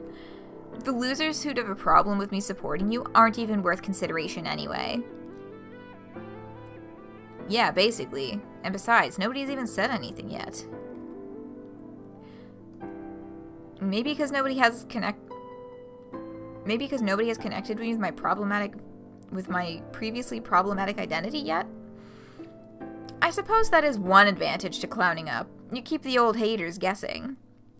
The haters will probably catch on soon enough, and then we'll see what actual consequences that will have. Yeah, what a fucking incredible look. I just don't give a fuck anymore. I hope they show themselves. Makes it easier for me to keep an eye on them. Yeah, whatever. Life is too short to worry about how the opinions of shitty people reflect on your reputation. We're just having some fun here. Speaking of which, looks like you found the wine cellar. Oh yeah. I highly recommend, 2016 domain George not pronouncing that correctly. Excellent vintage. Love them when they're not saying shit on the floor. Anyway, yeah, jeez. Well, if you say so. I don't actually know anything about wine. Neither do I. I just looked around the cellar and checked prices online. This was the most expensive shit I could find. It goes for $17,000 a bottle. Really? The internet says so, yeah. I had no idea my parents had such pricey stuff down there. I guess I shouldn't be surprised. Don't they also have a bunch of fucking Bentleys in the garage? There's one Bentley and a few other cars, but yeah. They spend money on a lot of stupid things. Maybe we should have saved this super expensive wine for a special occasion, though. Bitch, this is a special occasion. Just a couple of friends hanging out for the first time in forever, clowning up and making plans to cause problems on purpose. You're right. If this doesn't count as a $17,000 night, then I don't know what does. Cheers. Let this mark the beginning of a long and fruitful endeavor to exploit the living shit out of got thrown off in the middle of that sentence. Yeah, my concentration today could be better. Cause problems on purpose. Let this mark the beginning of a long and fruitful endeavor to exploit the living shit out of your parents and their obscene hoard of ill-gotten wealth. I'll certainly drink to that. What else did you have in mind? Give me some time to build the brand first, then I'll let you know what's up. It's all related, you'll see. The suspense is killing me. I hope you're prepared to bring this level of showmanship to your new brand and not waste it all on me. You don't need to worry about that. You just keep supplying me with fresh new simps and I'll play the role of ringmaster. Uh-oh, Nantucket Police Department calling. Who's calling? Oh, nobody. Just some fucking spam. Yes, this can only end fantastically. Ugh. But, like, don't... If you want someone to think that you're just not picking up because you're not at the phone, let it ring through. If you hit decline, then they'll know that you declined the call because it'll cut the dial tone.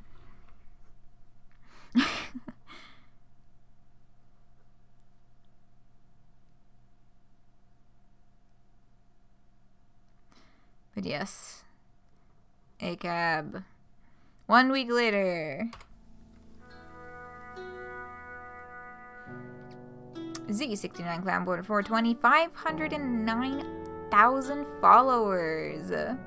One following, assuming that's Abby. Z, she, they, Jubilite, Nantucket, Massachusetts.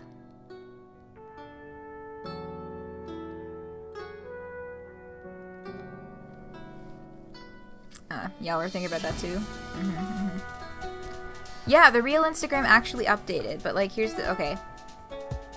I have some things to say about that after we actually get through the narrative text. Okay. After 7 days and nights of being supplied with a steady diet of fresh new simps due to Abby's enthusiastic hype, combined with your newfound flair for social media ringmastering, your Instagram following has ballooned to a figure you could barely comprehend. Just over 500,000 new subscribers. This total was unfathomable to you at one point, but you have to keep reminding yourself that it's a modest fraction of Abby's total fandom. They count as your fans now too, only by the promotion she has generously provided. The true test comes when you begin to flex your vision in front of a sizable starting crowd. You've begun releasing the introductory portions of your manifesto, which have been met with a largely positive reception, if somewhat confused as well. Here's the thing that I'm mad about, right? Because they're talking about, you know, releasing the beginner portions of the manifesto. The posts that go up on the actual real Instagram, don't have any text with them. It's just the image. Where's the manifesto, Hussie? Give us the manifesto. There's like an 80% chance, I'd say, that it legitimately exists and is a thing that he wrote. Only 6 of them were posted? Yeah. That as well. Psycholonials is the manifesto released in bits, but Canvas is the manifesto. We're getting bits of it here. But yeah. It could be more. Same brain. While your new fans appear to be humoring your dogmatic content, they mainly seem to be here for the novelty of your clowny e-girl stuff. You're rolling in more simps than you know what to do with now. An almost limitless reservoir of thirsty boys would appear to be at your disposal for just about anything. Of course, they're mostly all the same eager sims who've been hounding after Abby for years, who seem more than willing to migrate to a greener, clownier pasture. And of course, as expected, a few old aunties have begun to surface as well. And they brought receipts. You knew they would. You simply delete some of the comments containing links to your previously problematic behavior, block, and move on. Their negativity is overwhelmingly drowned out by other more positive comments regardless. Yeah, we have Steph P9089, an absolutely disgusting person. If you stand this problematic piece of garbage, just unfollow me now. And that Gerald, who's back with clown faces, fire emojis, and raised hands. And Pickle Rick Fart, once again, saying total shit.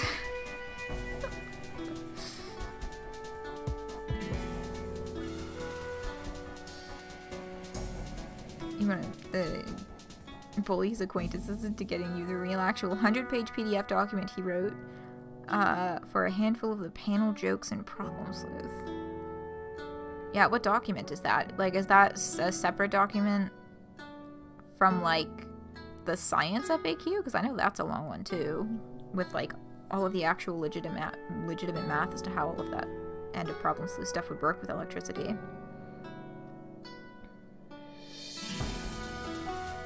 The music makes you feel like she's gaining power. Yes, I do believe that is its intention here.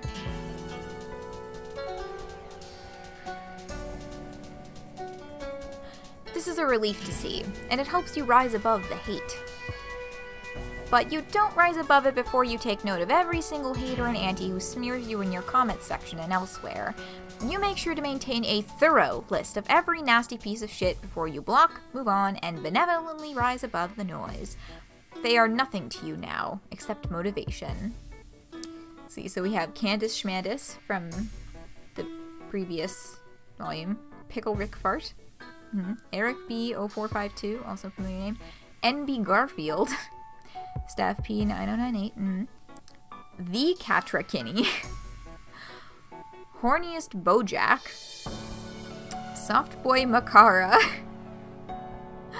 Lol What Wendy 10203, Pickle Rick Shit, Pickle Rick Balls, and then the list fades out.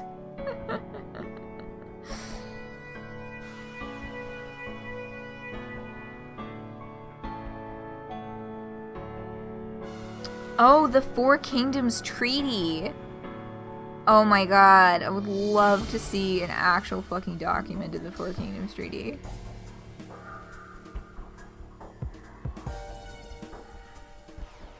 Yeah, I also lost my shit at Softboy Makara.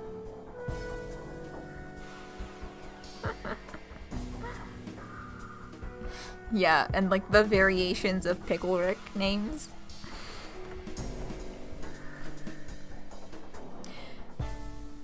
They are nothing to you now except motivation. Motivation to prove them wrong and make them deeply sorry it ever even occurred to them to post unkind words about such a cute and creative clown girl with a sensational new brand.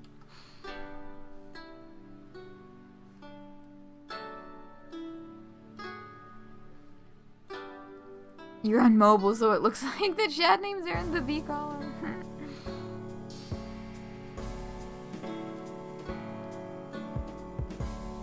He doesn't think any clowns should be famous except him.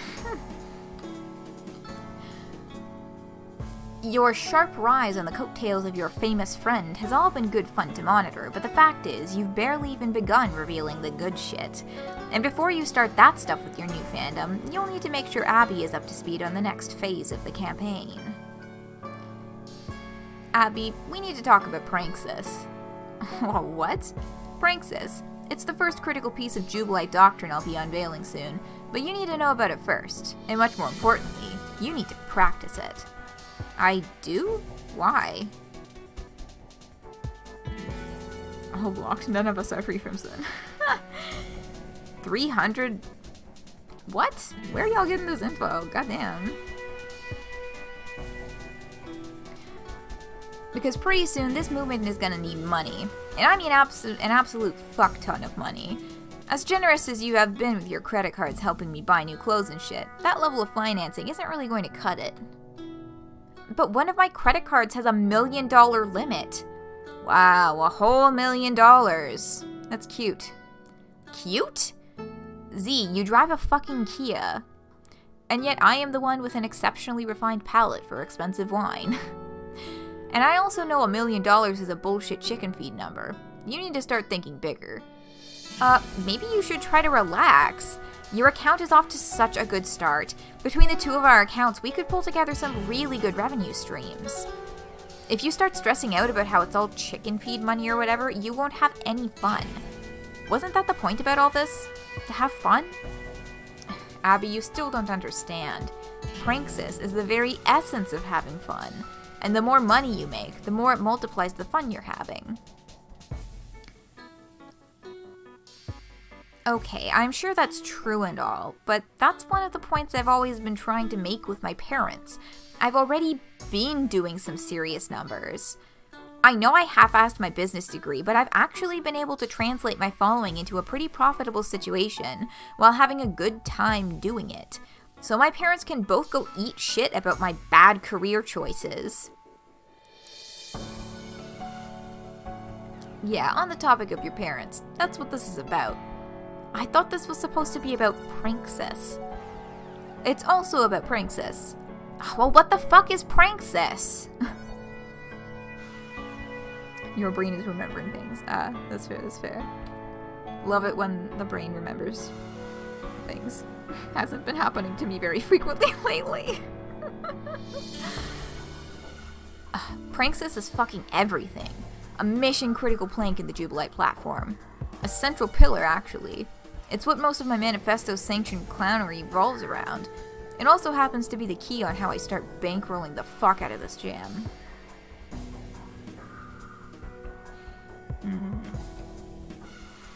Alright, genius, so what is it? Well, you know what a prank is? Yes. Do you know what Pranxis is? No. Lol, okay, forget about all that then. It doesn't actually matter for the time being.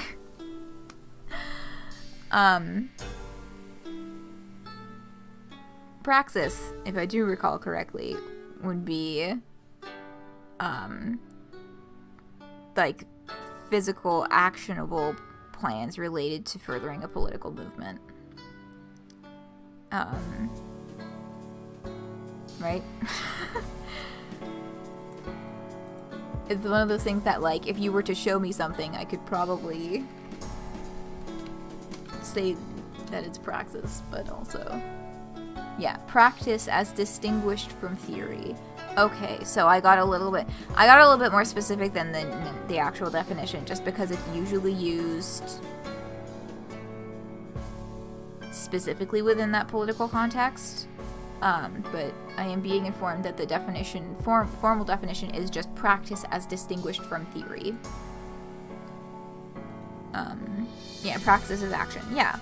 So, Pranxis, which, you know, we'll get further into what exactly Z is trying to set up here. But yeah, Pranxis, you know, is prank as praxis. Basically. That's what I'm getting out of here. And we'll, oh god, we'll get into the rest of their plan.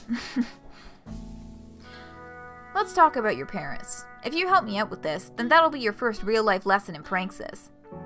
When's the last time you talked to them? Oh, a couple days ago, actually. They rarely call, but they do keep an eye on my accounts.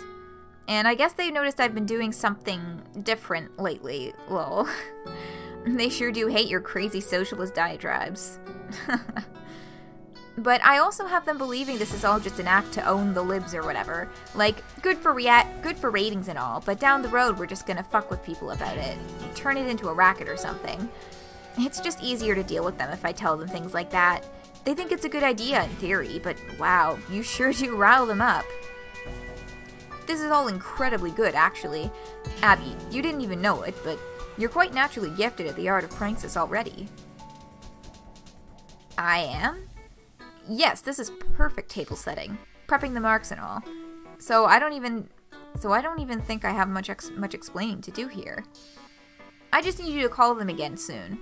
I already typed out a bunch of notes for you to hit in your conversation. Okay. By now you've become considerably more familiar with the finances of Abby's family. Over the past week, you've pieced together a more complete picture through questioning Abby and a few other methods of research. Their political activity was some of the easiest stuff to find. Over the last 4 years, they've been steadily making huge donations to the Trump campaign. But more recently, it looks like they switched to becoming heavy Biden donors. You're sure it's not for any ideological reasons, but likely due to the entire Trump charade looking more like a sinking ship all of the time, especially in light of the pandemic response and economic fallout. You can tell this move must have been a bitter pill for her dad to swallow, and while he is kind of a dumbass, he's not so stupid as to let a perfectly hollow, easily corruptible president waltz into office without taking a whole bunch of his money first. The truth is, in the man's heart of hearts, you doubt he really gives a shit which senile rapist gets to run the show, as long as he gets to take photos with him at $50,000 per plate fundraising dinners. And if you take a closer look at the companies which they own a lot of shares in, it becomes pretty obvious the economic disruption has hit them pretty hard. Wild swings in their total net worth to the tune of billions. Their money people must have been moving the assets around like wild to protect what's left.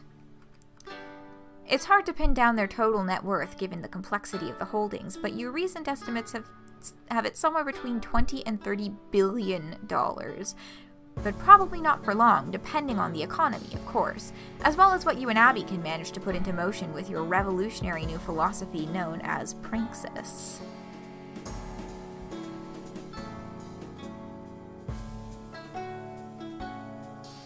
Pranxian, like action. Pranxis action. All Trump are bad.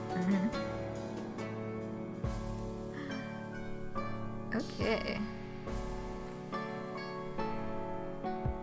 So all of this to say, you may be able to predict that they are going to try and steal money from Abby's parents.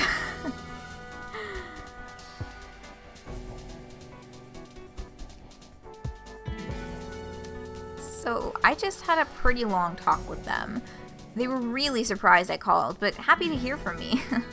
I never call out of the blue like that. That's good. What happened? I just went through everything you listed for me.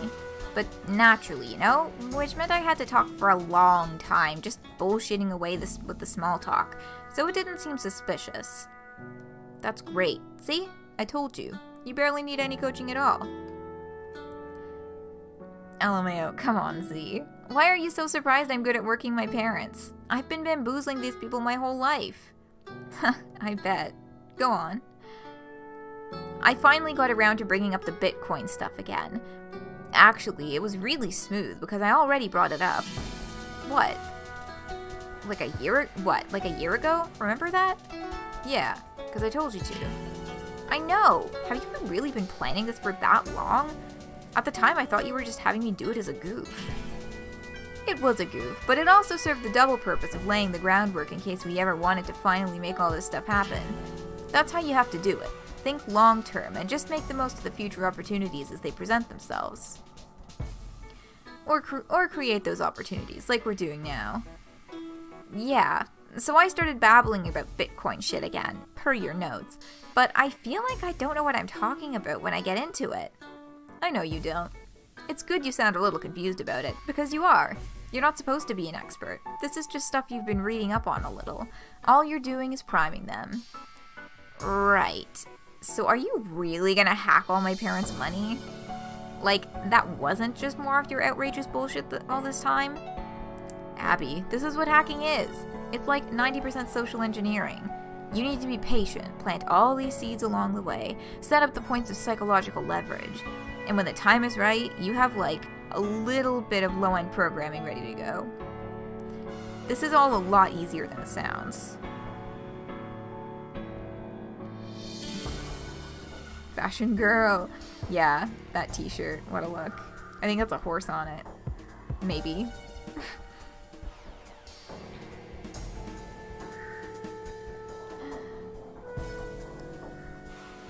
Did I read this whole page already? No, I did not. Game seems to up a chess. Yeah, I'm not sure what the chess stuff is getting at.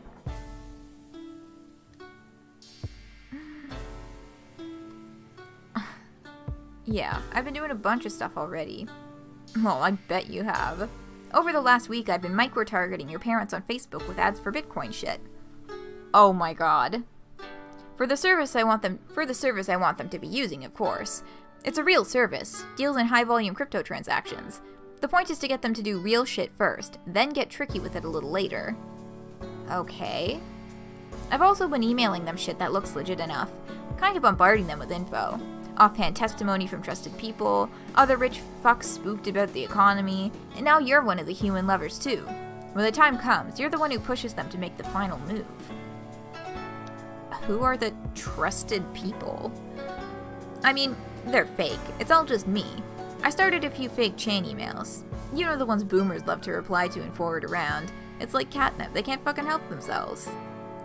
I mean, like, everybody was sending chainmail around back when that was the big thing. I don't think that those go around at all anymore, do they?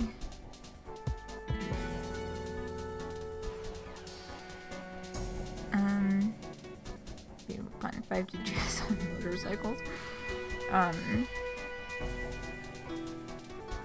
You gotta finish, so you're gonna dip. It's all good. We are indeed going overtime again. I believe that this is the last conversation, and after this conversation, the volume ends. So, we're getting close, but,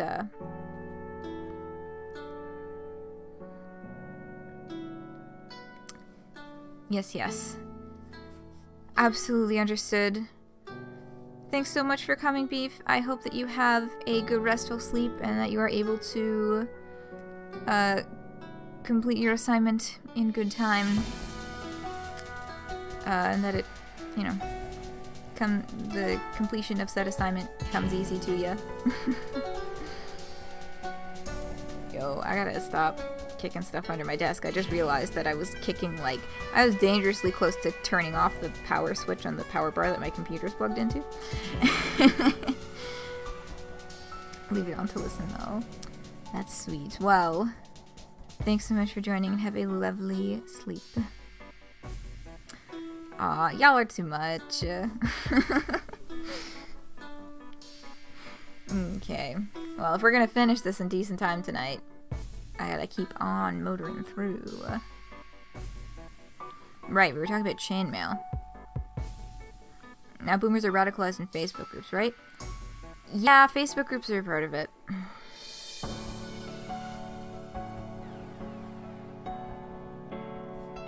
Oh, with the vibe of everybody was kung fu fighting. I get it now. Yeah. Okay, continuing on.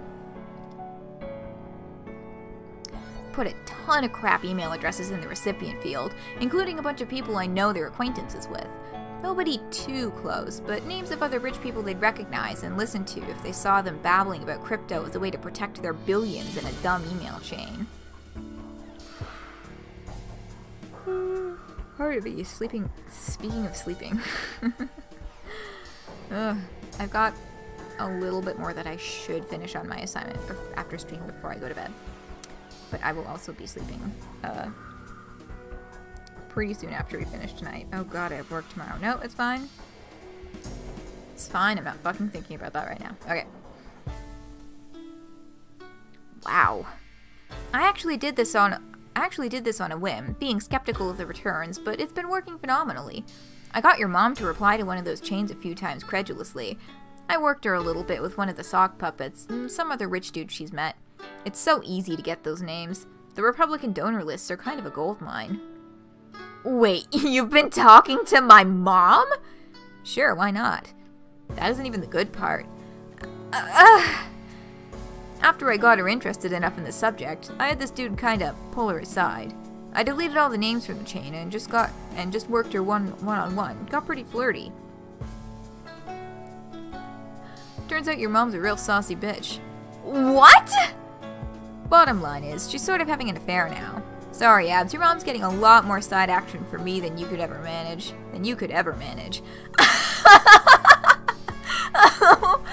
Oh my god! Please don't be jealous. It's just some undercover spy work, like some James Bond shit. This breathtakingly horny Karen means nothing to me, I promise. I'm losing my mind. Well, if I knew you'd be this hot and bothered by it, I just would have blind copied you on all the emails. I mean, I still could. Z, you! I don't even... You're unbelievable! How do you even come up with shit like this? Cool your jets, Abby. I already said what's going on. It's just a bit of playful Pranxis, that's all. Catfishing Abby's mom. Got nudes from Abby's mom. Oh god, maybe. Not even that far along in the process, really. It's only phase 1. Phase 1? Yeah, I'm just setting them up.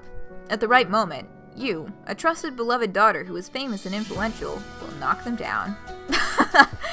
Okay, I believe you. But how do I do that? Fine, I'll just walk you through the play. The thing you do right now is wait for the right opportunity. Everybody is already spooked about the economy, so we pick our spot, and when we do, we exploit their fears over more huge stock market losses to swoop in with the Bitcoin shit.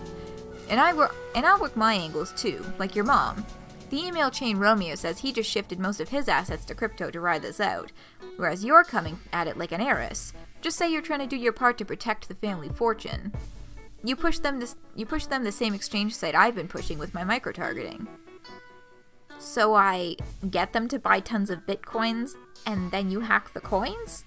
Lol, no. There's no hacking involved. Just stealing. The exchange service really exists. It's a real way to buy coins and you put them all in a wallet.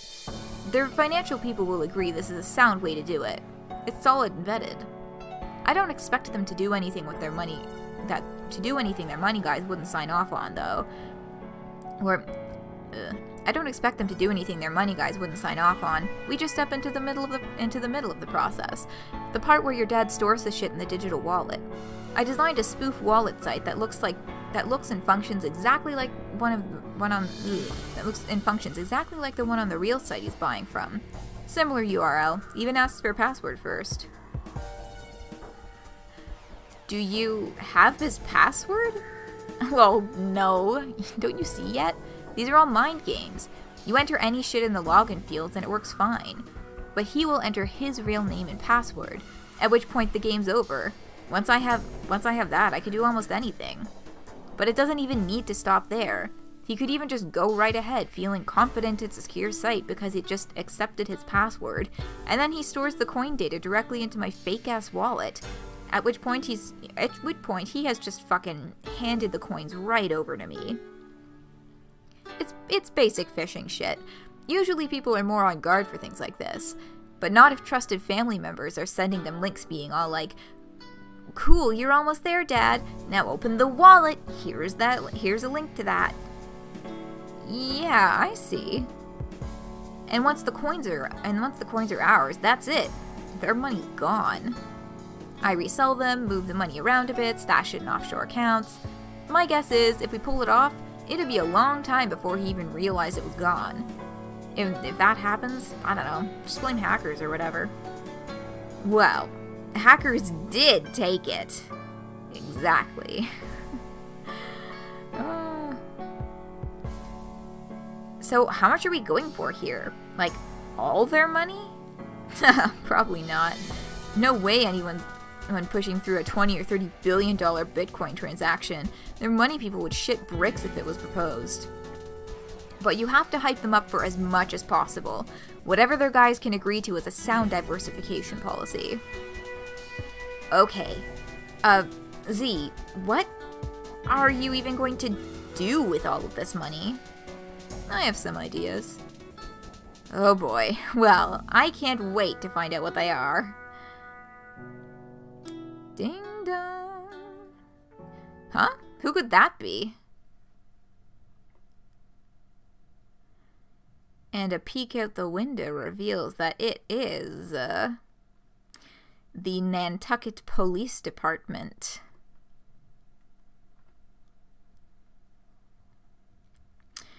Yikes. Yikes, yikes, yikes. Oh, there they coming.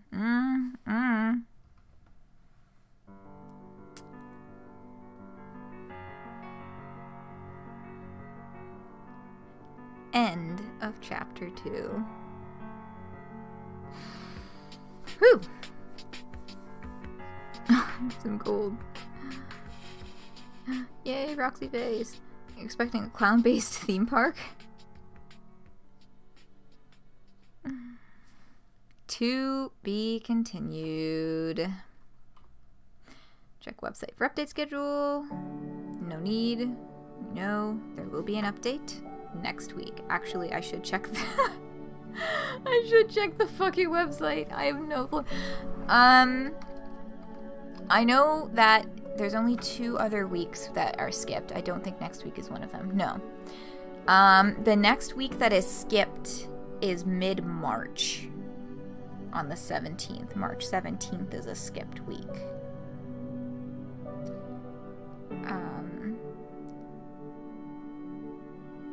So, yes, the next Wednesday, the 24th, we will see another new update.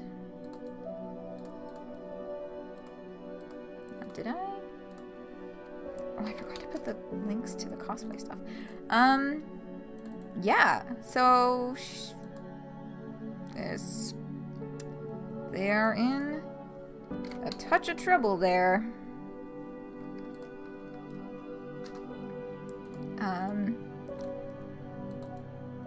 How the police located Z, why they're at the house, do not know. 4 updates, then skip, then 2, then skip, then 2. Yeah, what else would she do with that much money? Yep. Cliffhanger endings, that's how they keep it coming back. I mean, like, I already had to pay for this, so, you know, you pay at the beginning, you're in for the whole ride.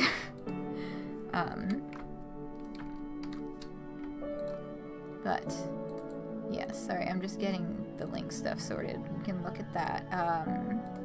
Cosplay again now. Now that it's not a spoiler, yay!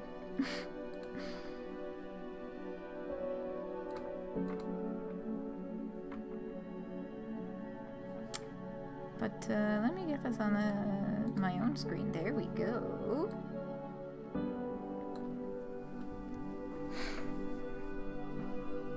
Followed up on the alibi, like, why haven't you been home in 4 days? And how are you not home if your car got stolen?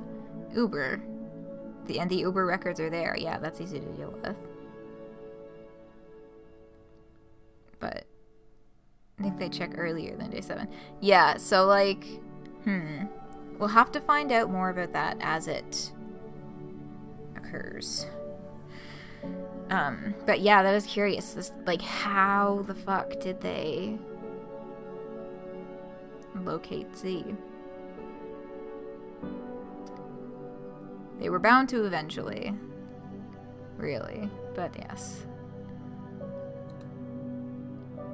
Yes. Oh yeah, this is just like, oh, so expressive. I love this face. We keep going. It's some really neat editing effects. And there's the mask, Marcus's mask in the back. And excellent. Excellent, excellent.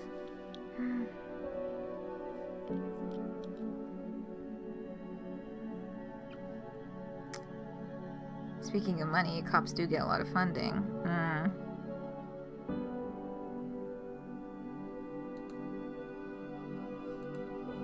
Oh yes, and we've got some memes here. Honk, of course, with the horns. The classic, with the horns.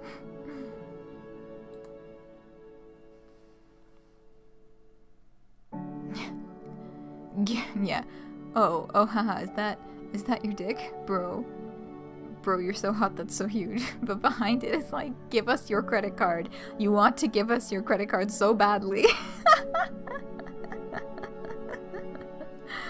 Ah, the Abby face. Oh my god.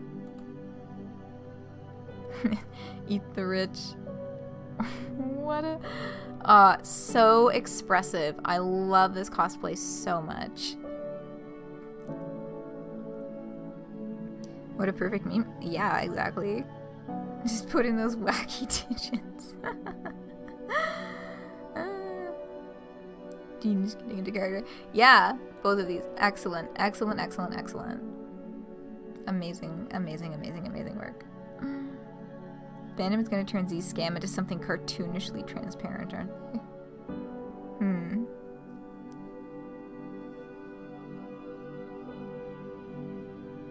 Who is... So this is... Marcus. Oh yes, Marcus. Clown. Also, Maggie VA and Biz. Or Maggie Vamps. I don't know why the M is capitalized. Also, Maggie Vamps are Twitter sometimes. Given that it says also Maggie Vamps art for Twitter sometimes, maybe this is Maggie? I am only familiar with Marcus by that iconic clown mask. But yes. The subliminal messaging meme. I mean, okay, so are you talking about fandom like the Psycholonials fandom or fandom like Z's fandom? Because I'm just assuming at this point that Z is not gonna be telling anyone but Abby about what they're doing. Psycholonials fandom, okay. Yeah. I mean, there's definitely going to be much humor derived from it. I think. But yes. Woohoo! Only half an hour overtime today this time. I assume it was clear from the context of... Yeah, that was my initial assumption, and then I was like, oh no, what if I made the wrong assumption? And then here we are. But yes. Okay, I gotta skedaddle. See if I can do a little more polish and shine on my homework before I go to sleep.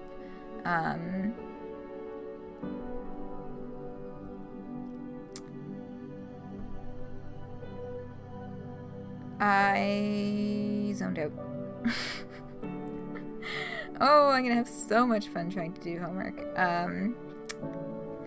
Okay, so once again, apologies and many thanks for your patience with having to cancel things and shuffle things around this week.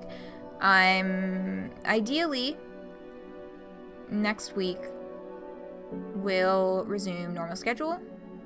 So that would be Sonic Adventure coming to ya on Wednesday. Ayo. That was bad. Friday, new Psycholonials, and Saturday, Homestuck reread. So got to some good shit in Homestuck reread. But it didn't happen this weekend. That's okay, it's coming back next weekend. Woo! Psycholonials Chapter 1 stream should be posted on YouTube soon. I need to thumbnail it. I need to figure out where I'm gonna get the resources for that.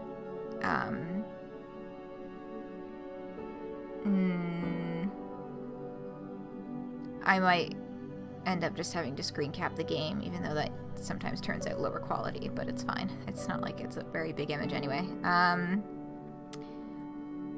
Yes, yo. God. As y'all can see, I'm fading, so I'm gonna go. But I hope I'll be seeing you all right back here once again in the coming week for more assorted shenanigans. Indeed. Oh, faded. Yeah.